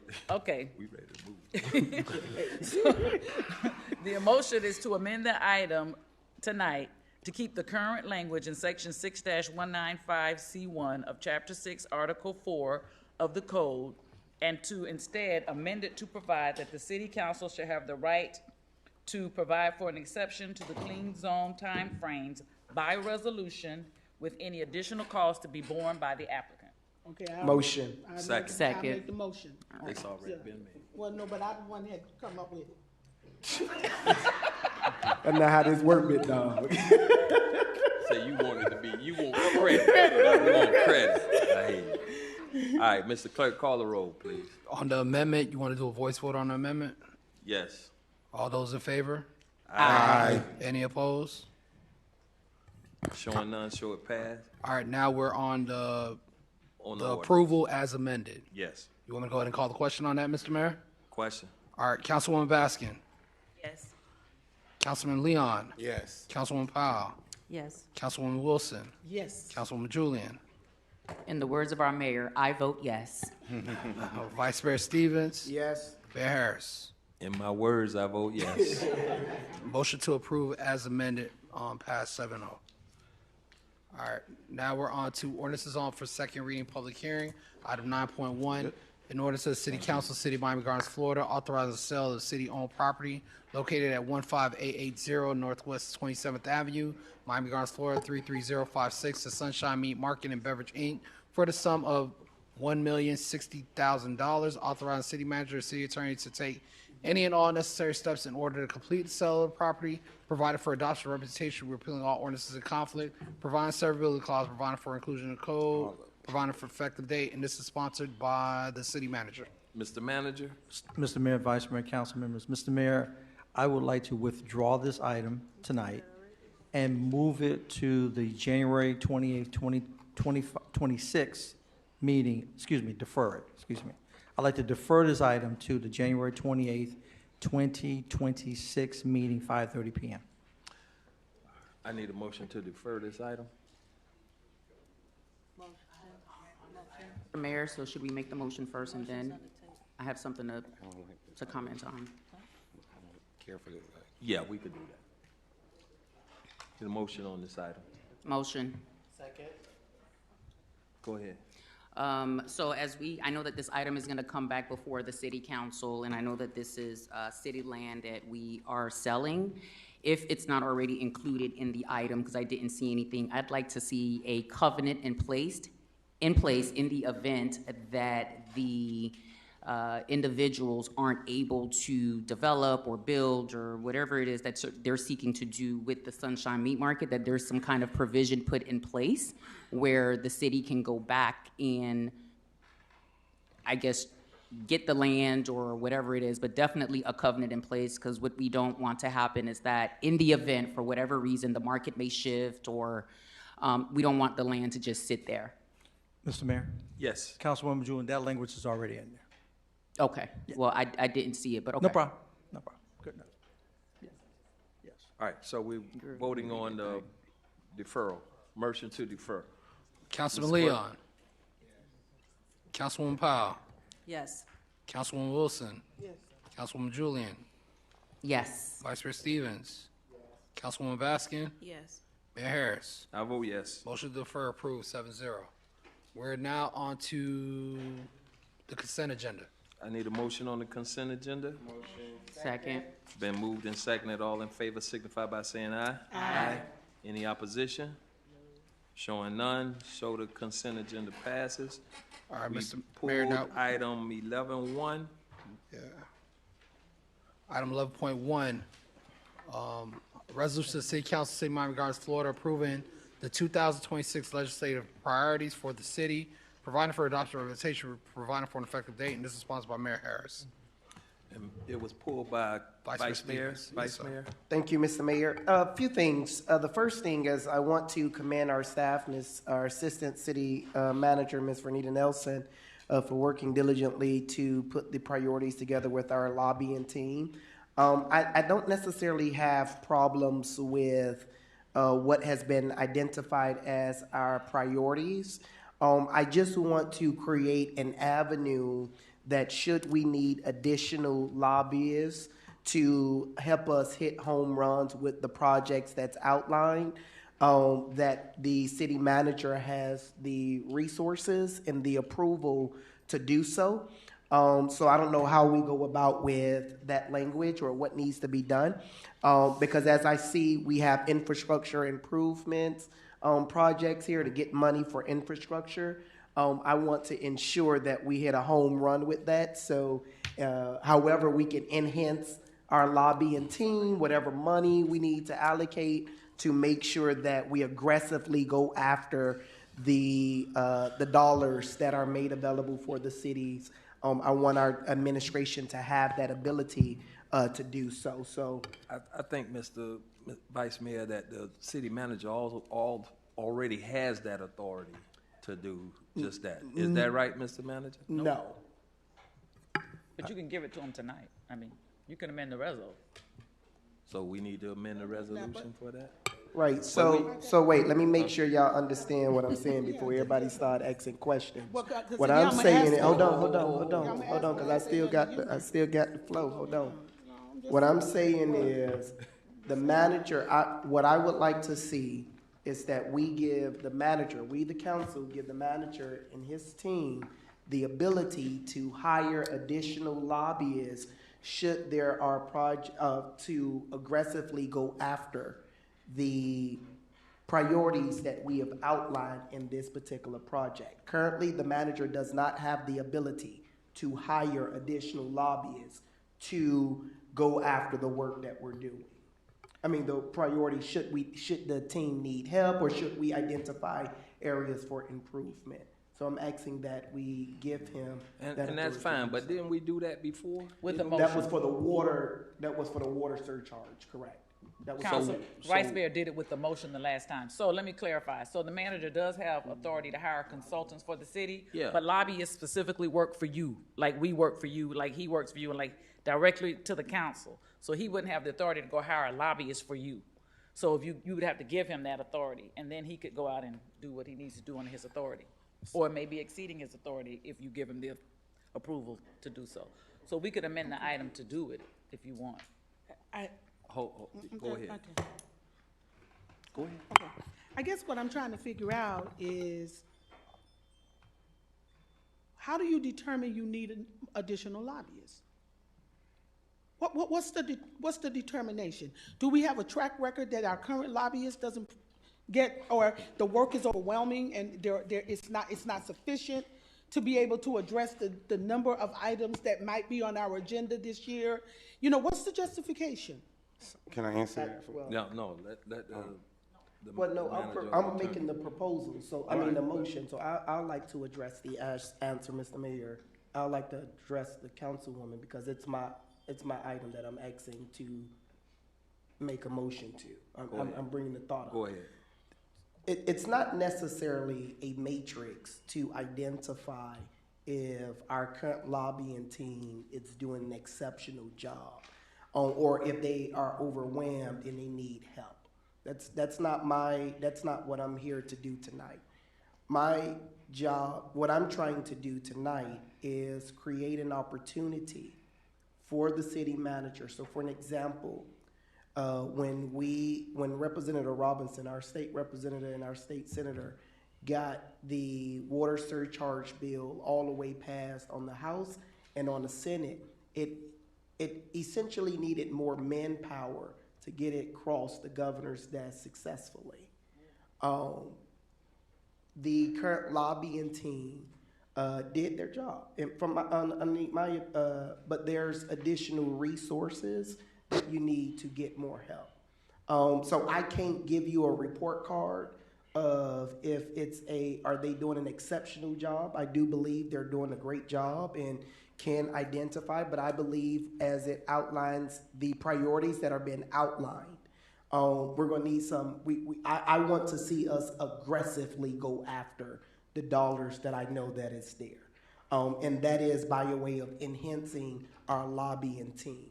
We have had our current lobbying team. They've worked on behalf of the city for many years, but I would like to see it enhanced now. I'd like to see more go so that we can aggressively go after what's there. So I guess where I am is if we have our priorities set, true? And those priorities, if we already have our lobbying team, where is the assessment that our lobbying team is going to need a second string or a backup? You know, and again, I understand your train of thought, but what I'm saying is, what's the trigger? What's the trigger to be able to say, listen, we got a team already here, and this is the big old chunk that we're trying to get. And what it's going to take to get to that, I'm saying, what's the goal that we are trying to reach that a second team would be very, very helpful to the first team? That's what I'm saying. Yeah, I think otherwise it's just. Yeah, go ahead. I think more so for me, it's when the city administration identified that because the lobbyists, they work for us, but they give their reports and they're working directly with the city manager and our city administration. So I believe what I'm trying to do, not what I believe, what I'm doing tonight, what I'm trying to do tonight is, should the administration identify that there is help needed, that we've already given them that opportunity. So it's, the money is there, you have the authority to move forward. If you need to go forward, go ahead and do it.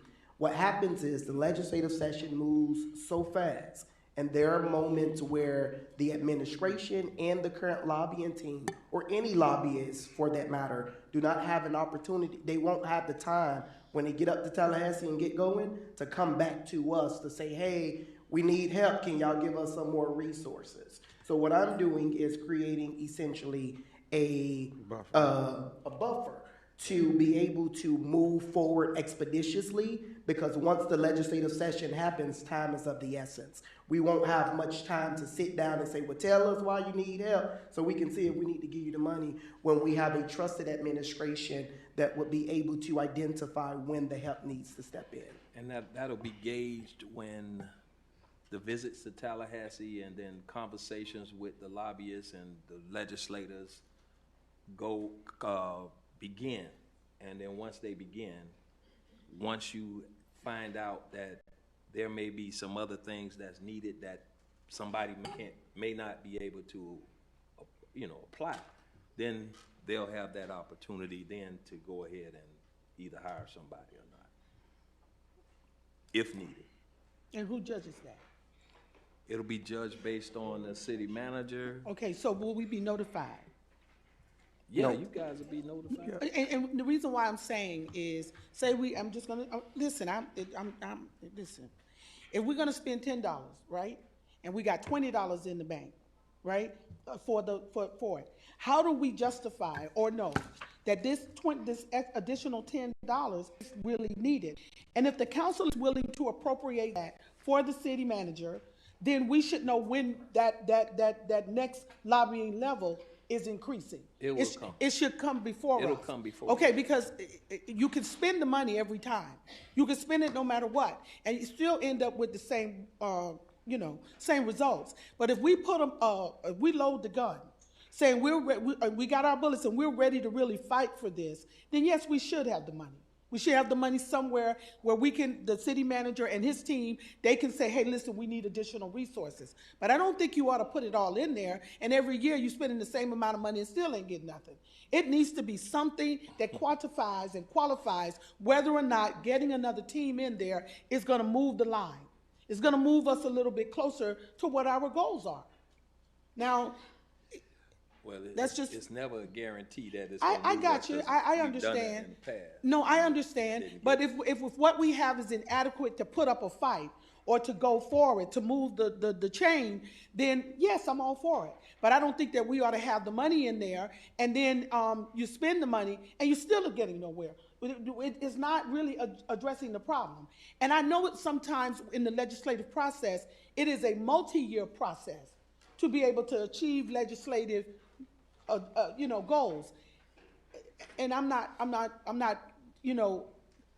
There is no way that I'm negating that as a reality. But what I'm also saying is that when we're spending our money, we need to be going after what we know we can win. And we shouldn't just be putting more in there, have a lot of lobbyists, and guess what? We have no results. Mr. Mayor, if I will. Go ahead. And so this appears to be a little premature in terms of, because we don't know if we're going to need a lobbyist. I think that this should be something that's evaluated if the need arises and when the time comes, because this is going to fall on the back of our taxpayers.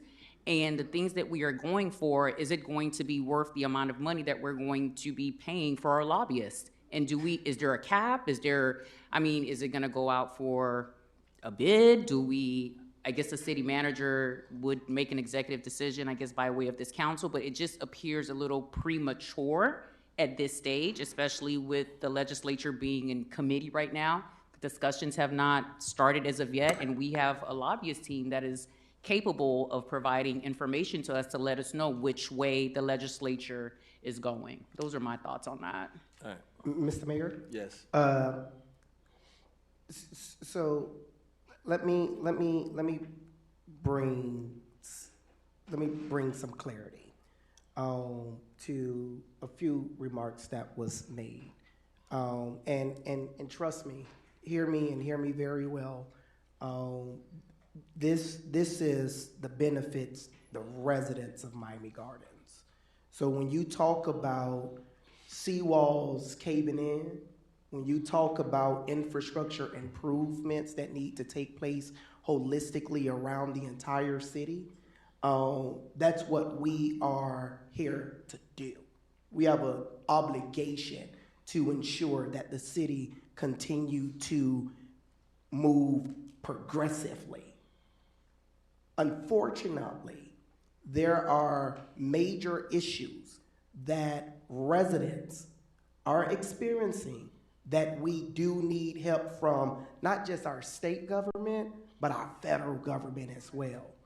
So what that does is, what lobbying does is send the lobbyists on behalf of the city to go to the decision makers and persuade them to give us the thousands, if not millions of dollars that's needed to fix a seawall in a neighborhood where you have a 75-year-old that can't go in the backyard. So when we talk about it's an investment and it's on the back of the residents, you're absolutely right. It is thousands of dollars that I would rather invest in. In fact, I would even say that it's not premature because yes, they are in committee. Our lobbyists should be in committee talking to them now about the priorities that we outlined on this on this dais. So I definitely believe it is a conversation. Nevertheless, all I'm saying is give the city administration the authority, because they're the ones that work with our lobbying team to be able to move forward.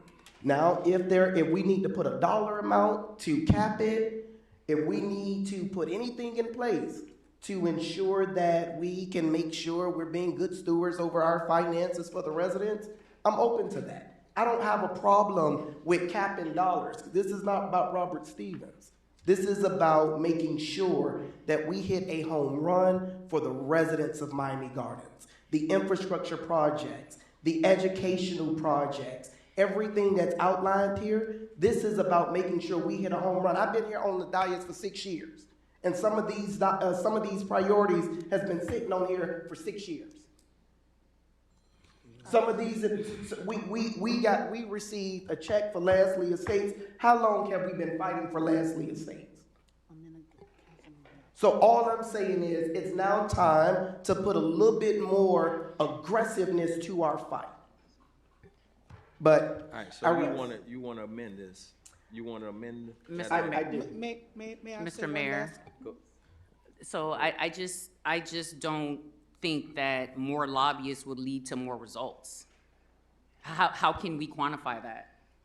That's just my thoughts. More lobbyists, more money will lead to more results. So how do we quantify that? Well, Mr. Mayor, I guess Go the ahead. Councilwoman Wilson. Hold on, Dr. Wilson. Go ahead. See, for me, I don't necessarily have a problem with money being placed in the treasury for the purpose of loading the guns to go after what we want. I think that I have a problem with it not coming to this council for the decision to be made that this is where we have been trying to get, and we've got to load our guns a little bit more in order to push through. When you give it in an administrative way without accountability for those dollars, right? And I'm just going to use this as an example. If we allocate $50,000 for our lobbyists, just a number, right? And we say in our treasury for our lobbyists, we're going to put an additional $50,000 in case it takes us to get through there. It ought to come before this council.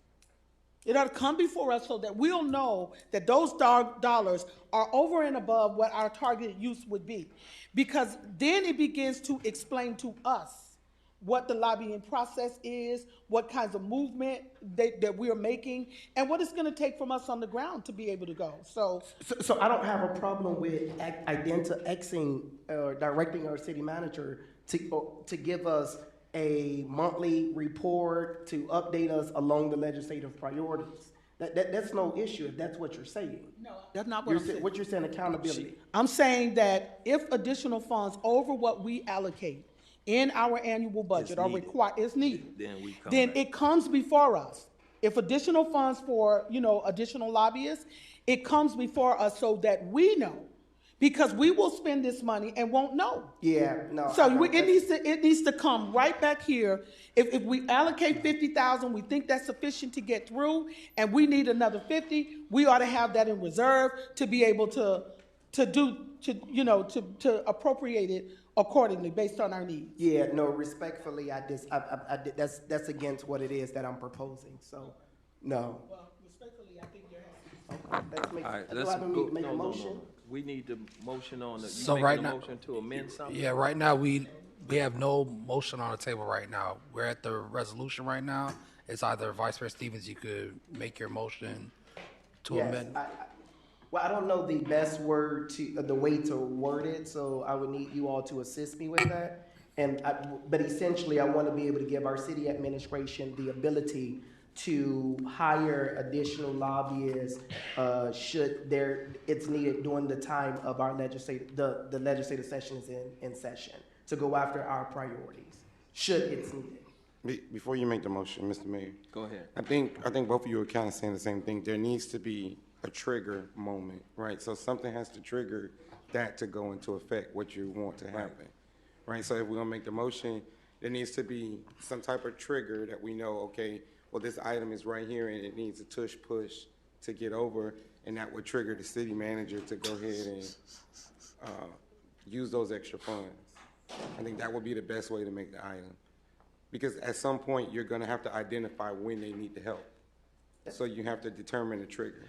Mr. Manager, when did we require additional help for the item the water sewer item? When did we require additional help? This was like late in January, February sometime? Yeah, Mr. Mayor, it was late, and it was during the time where everything had been voted by the Senate and by the House, and it was on its way to the governor's desk. Yeah. So in between the time that it was approved by the House and Senate, we then brought on an additional lobbyist during that period of time, from the time of approval to the governor's desk. Okay. And so, right now, all we're asking is that you have the authority to, if you need to hire somebody, that you'll be able to do so. And then that can also be brought back to us before you actually hire somebody that late in the game.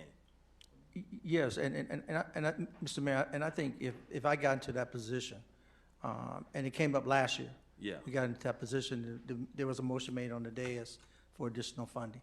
But if I see that we need some additional lobbying assistance, certainly I would bring it to the council. I wouldn't arbitrarily go spend additional monies just off the cuff.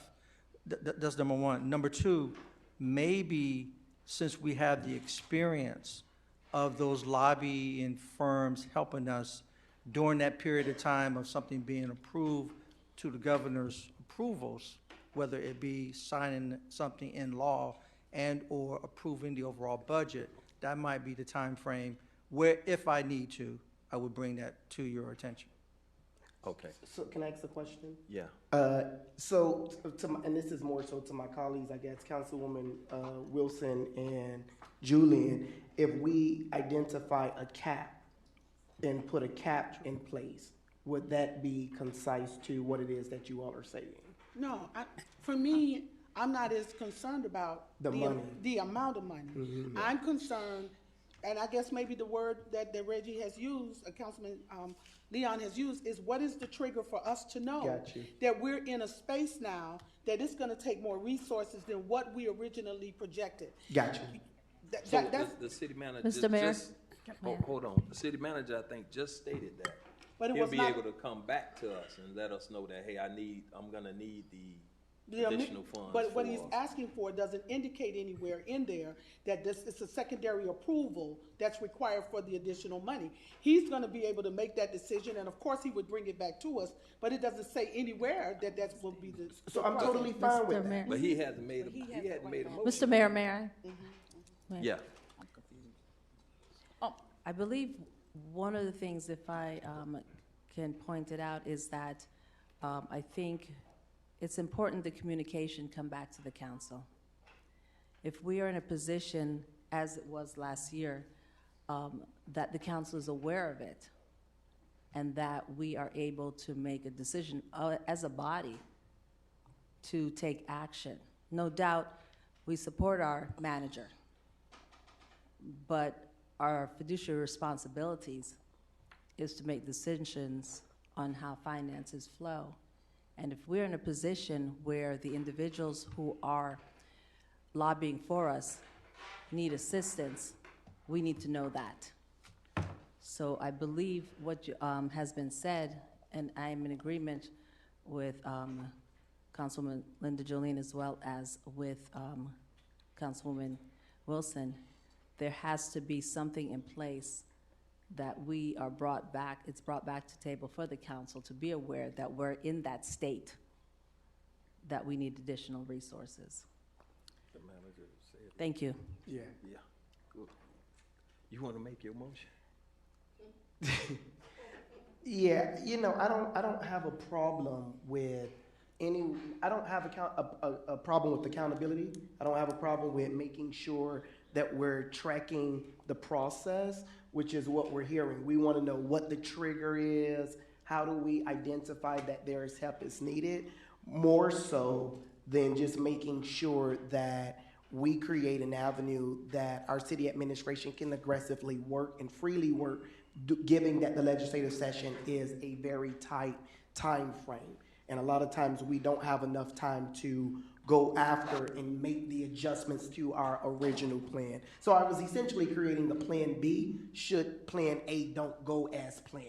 Plan A is our current lobbying team moving forward, but should they say, hey, y'all, we need help, we have a plan B in place. That's currently what I was originally going for, but it would need a little bit more conversation. So I am going to withdraw the motion. I didn't put a motion. You ain't put a motion in. I didn't put a motion, so I'm gonna just move forward, and then at a later date, we can have a conversation. And if you need to bring something, you could bring it on. Yeah, I'll bring something that brings a little bit more clarity to provide more conversation around. I'm open to hearing everyone's idea. It's not an aggressive thing, but I just want to ensure that we actively work and allow our city administration and our lobbying team to have the support that they need as it relates to our priorities on the agenda. So thank you all for your feedback and your comments. I will put together a resolution that we'll be able to address at a later date. Thank you. All right. Any more questions on that? None? I need a motion on this item. Motion. I second it. Been moved and seconded. All in favor signify by saying aye. Aye. Opposition? What are we voting on? We voting on the item. On the original thing on his item? Yeah, no, not his item. He never made a motion. We voting on the original Thing that item he to approve our legislative. Thing, okay, all right. I'm sorry, I thought Yeah. that he did, I'm sorry. I Mr. thought Clerk. he did. Roll call. You want a roll call on the legislative? Yeah. On this one? Yes. All right. On approval of item 11.1, Councilwoman Wilson. This is approval of the resolution as published in the agenda. Without any, Just to, yeah. Yes? say it in the thing. Y'all done got me. Yes. Yes, thank you. Councilwoman Julian. Yes. Vice Mayor Stevens. Yes. Councilwoman Baskin. Yes. Councilman Leon. Councilwoman Powell. Yes. Mayor Harris. I vote yes. Motion passes. Listen, All right, we're now on to item 12-1. 12.1, which is the add-on item. I'm sorry, my system just...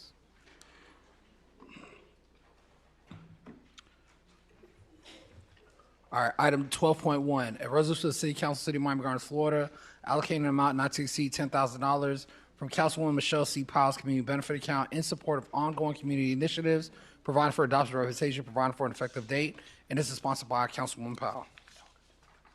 Councilwoman? Oh, who pulled this item?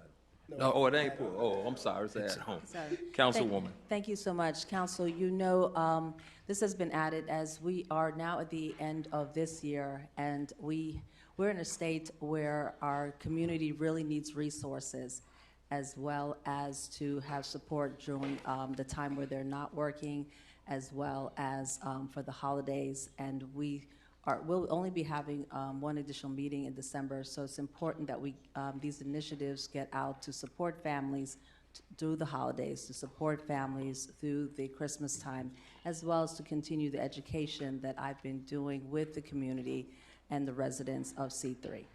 Thank you. Need a motion on this Motion. item? Yes, motion. Second. Thank you. It's been moved and seconded. All in favor signify by saying aye. Aye. Any opposition? Showing none, show the item passes. All right, we're now on to quasi-judicial zoning hearing / Jennings disclosures. We got an ordinance on 13 too.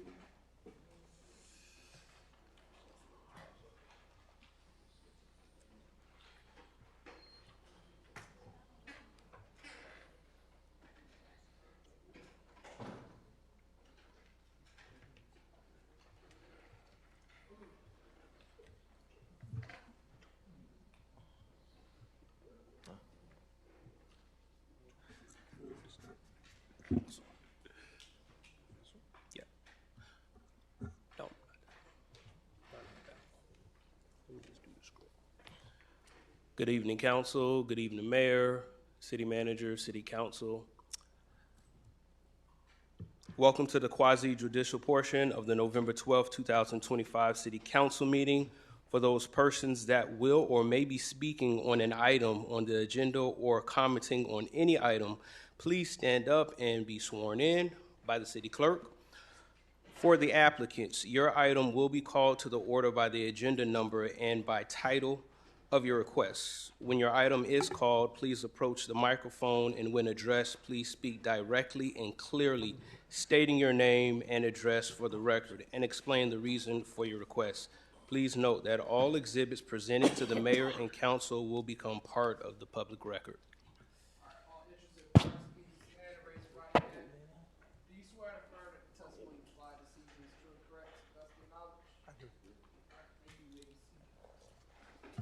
Mr. Mayor.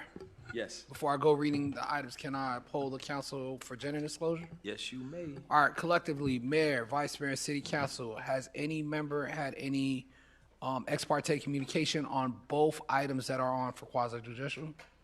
No. No. And will your decisions tonight for both items be based on evidence presented to you tonight? Yes. Yes. All right, thank you. Item 13.2, ordinances on second reading, public hearing. Item 13.2.1. In order to the City Council, City of Miami Gardens, Florida, approving the rezoning of that certain property located at northwest corner of Northwest 203rd Lane and 39th Court intersections in Miami Gardens, Florida, more particularly described in Exhibit A attached here to from Architectural and Utilities, AU in paren, and Single Family Dwelling Residential, R1 in paren, to Planned Development, PD in paren. Repealing all ordinances in conflict, providing severability clause, providing for inclusion in code, providing for an effective date, and is sponsored by the city manager. Mr. Manager. Mr. Mayor, Vice Mayor, council members. Mayor and council members, I am going to ask for a deferral of this item to the December 10th, 2025 meeting, 5:30.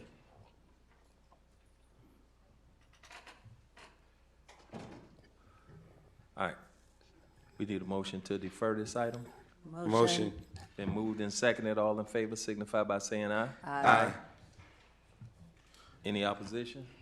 Showing none, show the item deferred. All right, we're now on to item 13.2, resolutions public hearing. Item 13.3.1, a resolution of the City Council, City of Miami Gardens, Florida, approving an application for variance submitted by MG Westside LLC for the property located at 21451 Northwest 47th Avenue, more particularly described on Exhibit A attached here to, permitting a reduction in the number of parking spaces set forth in the code to 659 spaces where 1,774 spaces are required for the development site. Providing for adoption of reputation, repealing all ordinances in conflict, providing for an effective date, and this is sponsored by the city manager. Mr. Manager. Mr. Mayor, Vice Mayor, council members, before you is a proposed variance supported by staff. This variance will reduce the number of parking spaces at the said development, and staff is recommending approval for that, for this item. Need a motion on this item. Motion. Been moved and second. Public comments are now open on this item. Any written communication on this item? No written communication, Mayor. Showing none and showing no public comments. Public comments are now closed. Are there any questions or concerns from the dais on this? Yes, I have a question. So what impact will the reduction in parking space have on the tenants? Yes, so the proposal, the incoming business, they're proposing at peak about 110 employees. So that will lead a surplus of about 35 parking spaces. You know, warehouses now in 2025, it's not a assembly line type of warehouse where you need hundreds of workers. This type of business model, they use automated processes to develop products. And in this case, we feel that this variance is appropriate for this type of business model. They're also improving on-site circulation on their site. So that's something that we're generally happy about. It won't be an unneeded burden to the community. As you know, it's on County Line Road and 47th Avenue, so we don't foresee any traffic issues. This has also been reviewed by our traffic consultant, our traffic engineering consultant, and he's found that this being sufficient according to our ordinance. Okay, because I am concerned we are definitely having a lot more traffic, and we do know that the construction work on roads are lagging, and the impact on the community with traffic. So I'm glad to hear that you've had the study and they are in agreement with the requested reduction.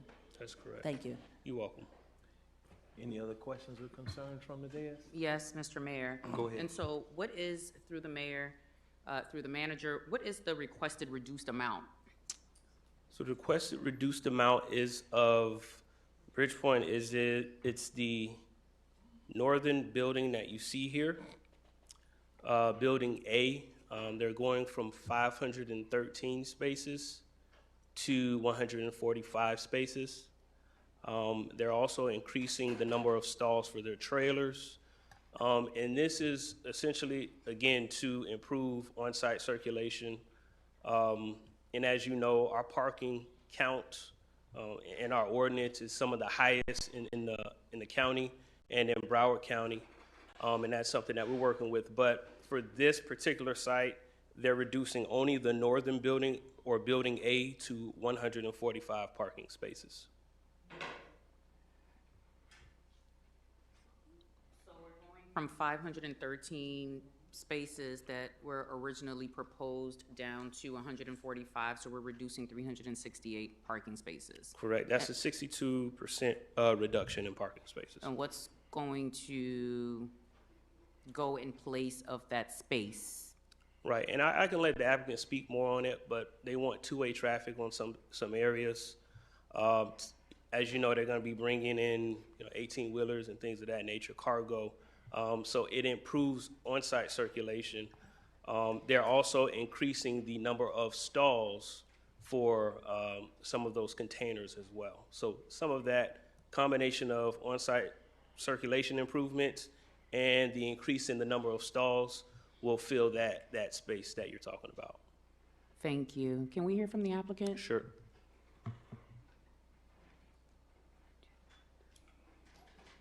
And while the applicant comes, Mr. Mayor, through the manager, this will help reduce some of the traffic that will now be going into Lake Lucerne, right? With them reducing parking and taking more trucks onto their property, because they're creating the new road, the new entrance to Lake Lucerne. So this will help alleviate some of the 18-wheeler traffic and keep it on their property and take it off that new road that they're building.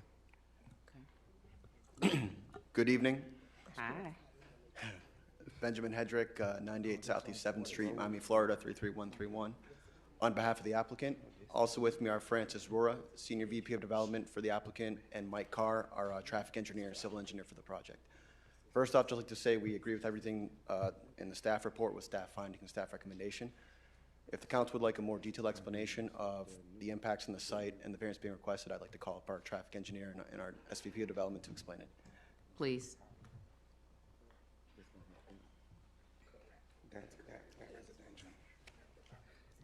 Good evening, Council. Michael Carr with Langen Engineering, offices at 1221 Brickell Avenue, Miami. So the main reason for the reduction of parking is to provide for better circulation along the site and also allow for more queuing of trucks that are coming in before they get checked in and into the more secure truck area. So essentially on the eastern side of the building, there was a row of parking there. That is being transitioned into a queuing area for trucks to come in, get off the public roadway, and to queue onto the property safely and not to impact the public. Okay, so this will help mitigate some of the traffic congestion that may potentially come. Correct, yes. Thank you for the clarification. Mr. Mayor? Yes. I just wanted to correct myself, not Lake Lucerne, but the new residential where the towers are, this will, 47. on 47, this will. Good on argument. 47. This will help them.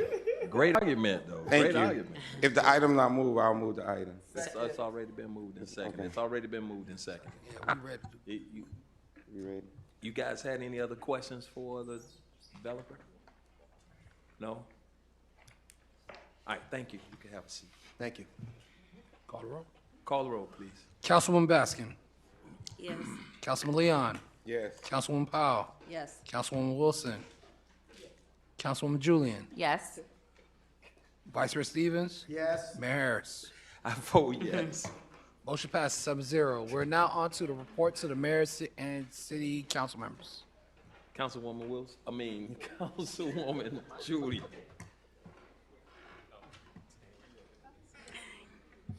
Thank you, Mr. Mayor. And so Quick reports, too. Quick reports. I got you. Before we close tonight's meeting, I just want to take a moment to reflect on the incredible things happening in and around our city and to express my gratitude for the people and the partnerships that continue to move Miami Gardens forward. This past Monday, we had the pleasure and honor of recognizing those who have given everything for our freedom during the Veterans Monument dedication and unveiling of the Veterans Benches. This is a bench that symbolizes the freedoms that we live today. It was more than a ceremony. It was a moment of unity, gratitude, and pride. And to every veteran and everyone who is in the armed forces, to every family whose loved one has served, we want to say thank you. The monument now stands as a permanent reminder that your courage, your sacrifice, and service are never forgotten in the city of Miami Gardens.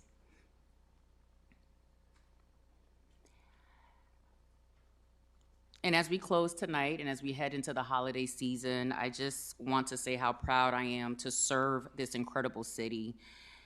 It's a place where progress is powered by the people, purpose, and pride. Thank you to all of my colleagues and to our city staff, and most importantly, to our residents. Together, we're not just building a city, but we're building a legacy. And this ends my report. Thank you, Councilwoman. Councilwoman Baskin. I have no report, Mr. Mayor. Thank you, Councilwoman Baskin. I ain't worried about none of y'all. Councilwoman Wilson. Okay.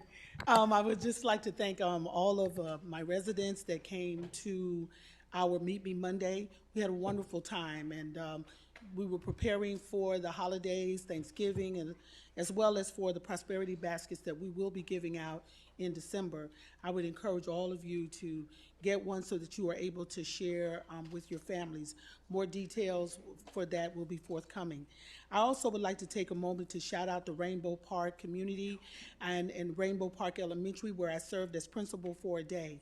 I want to also do a special shout out, as always, to Parks and Recreation, along with Public Works, with the fine work that you guys are doing in helping Rainbow Park to be shaped up and to move in a much better way. Yesterday, I cleaned, I did a cleanup of a veteran's home, and I will tell you, I had an incredible time. Working with our veterans, our men and women who have served, who have really laid their lives down on the line. And as they sometimes, unfortunately, may fall on hard times, it takes a community of people who are willing to give of themselves and of their time and resources to help the quality of life to either be stabilized or definitely improved. So I was honored to be there with this veteran yesterday and his family, and they welcomed me in. And it was a lot of hard work that we did, but it felt so good in my heart to be able to do it and to be able to do it with such quality people. So hats off to all of our veterans, our men and women who have given of their time. Upcoming events we have for December 5th is our Empowering Women for Living and Learning. It's a powerful legacy of which we will continue the conversations about the Women's Commission study. It will be held at Betty T. Ferguson. It will be a light reception, and then we'll move right into discussing the issues. We're going to have some special guests there that we will hold conversations about what our next steps should be. And then finally, I want to wish you all a happy Thanksgiving, and I wish you and your families Godspeed and blessings. Thank you. That ends my report.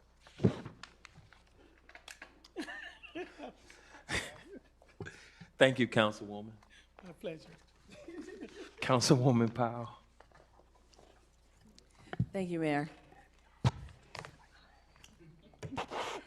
Well, everyone, it is November, and yes, in addition to our Thanksgiving, we also are in the health tip. We are celebrating diabetic awareness.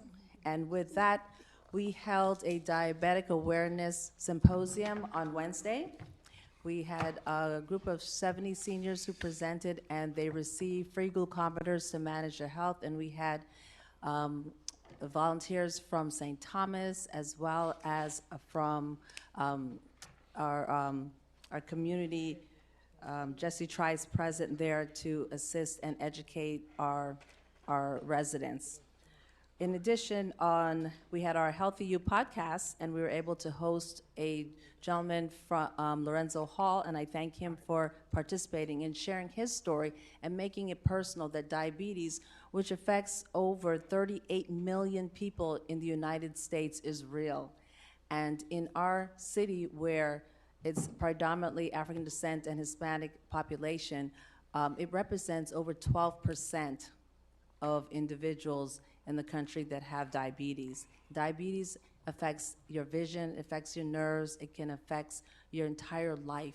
So this month, as we do celebrate the holidays, be aware to support individuals who have diabetes and encourage them to maintain the course of good eating habits so that they do not fall on the consequences that can arise for complications of diabetes.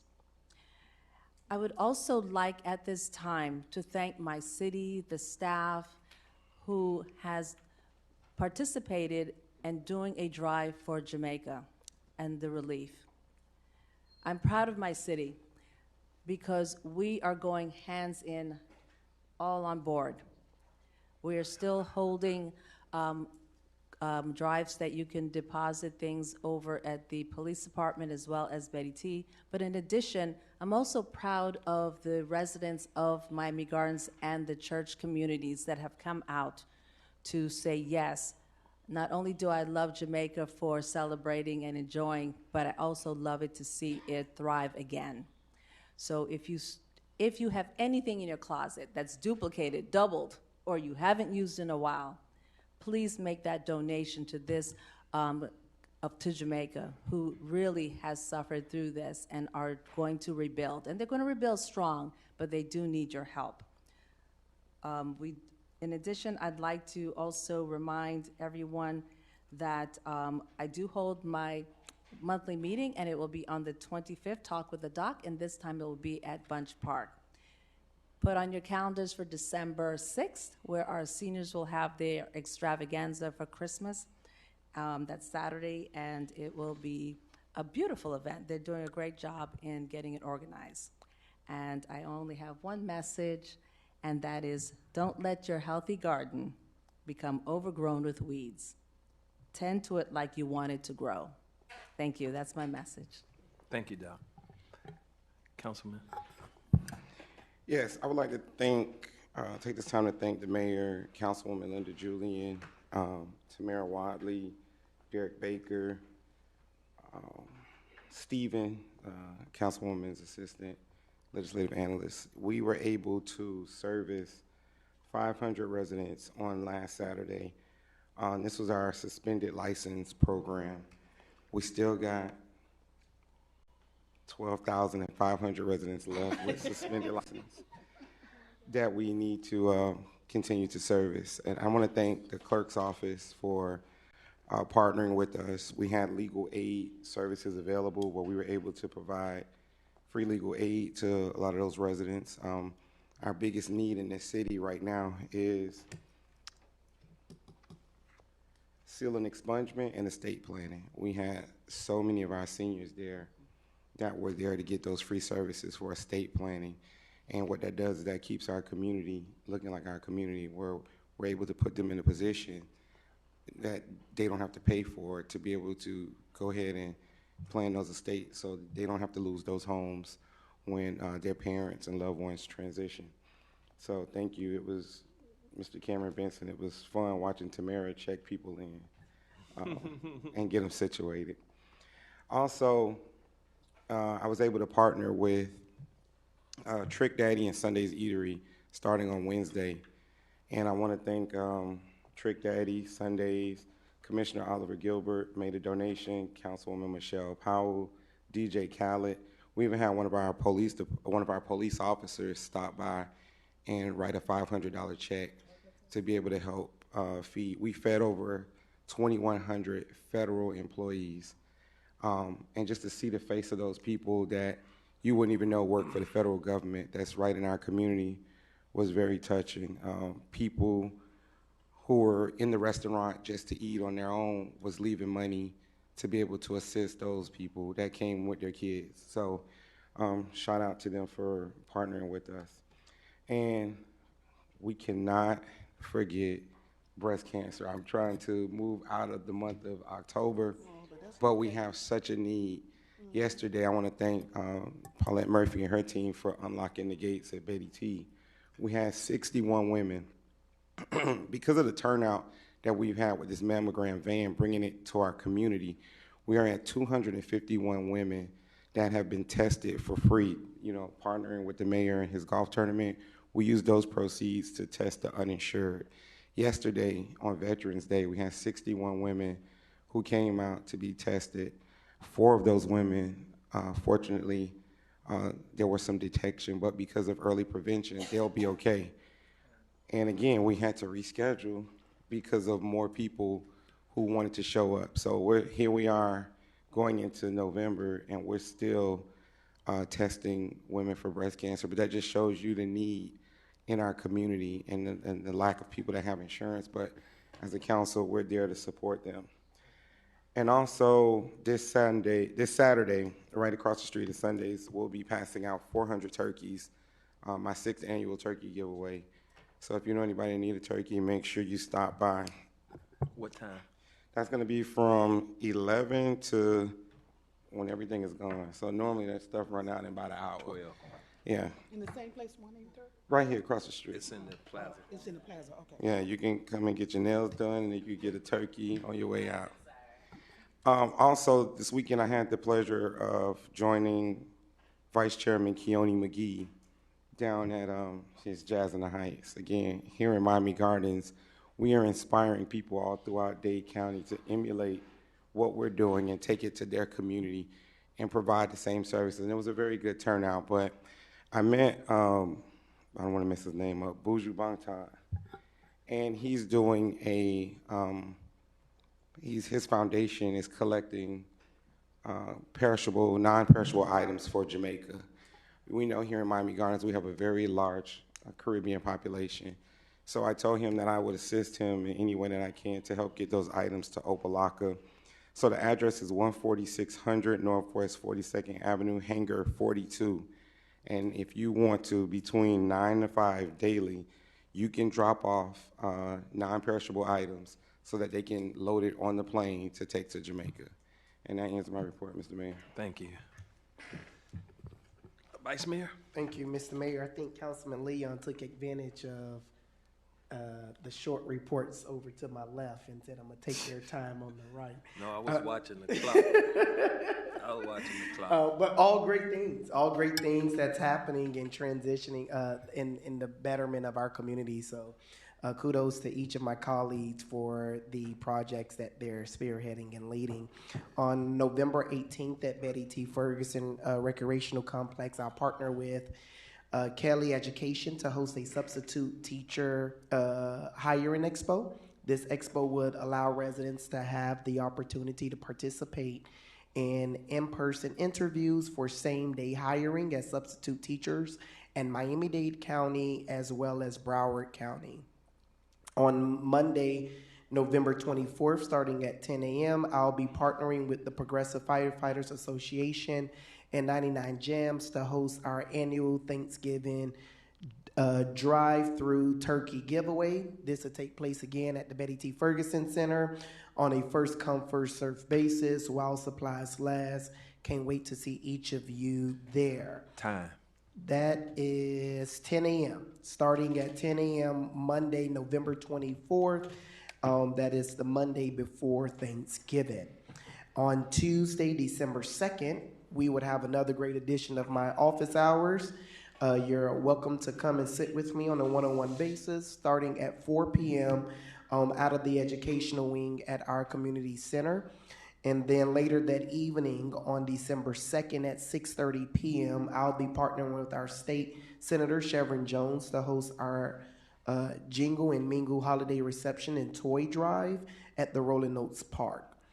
And then last but certainly not least, my colleagues approved tonight, and we will be having our ribbon cutting for the STEAM Center, which would take place on Saturday, December 20th at 9 a.m.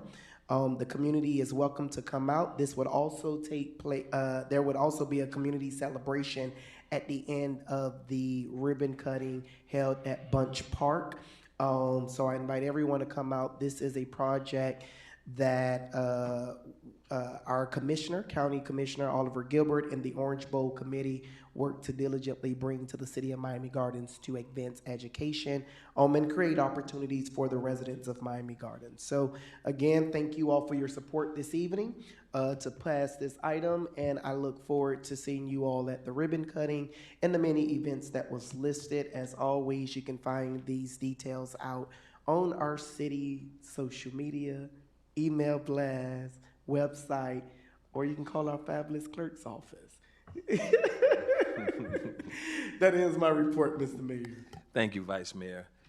First, let me just take this opportunity once again to thank Dr. Pogue for his service, not only to the city, but to the residents of this community, and to wish you well going into a city manager's job. Or it's gonna be a tough road down in Florida City, man, but if it's anything that we can do to assist you, please let us know. And this just goes to show you guys that the talent that Miami Gardens has every city in Miami-Dade, Broward, Palm Beach, they're trying to steal our employees, trying to take them away from us.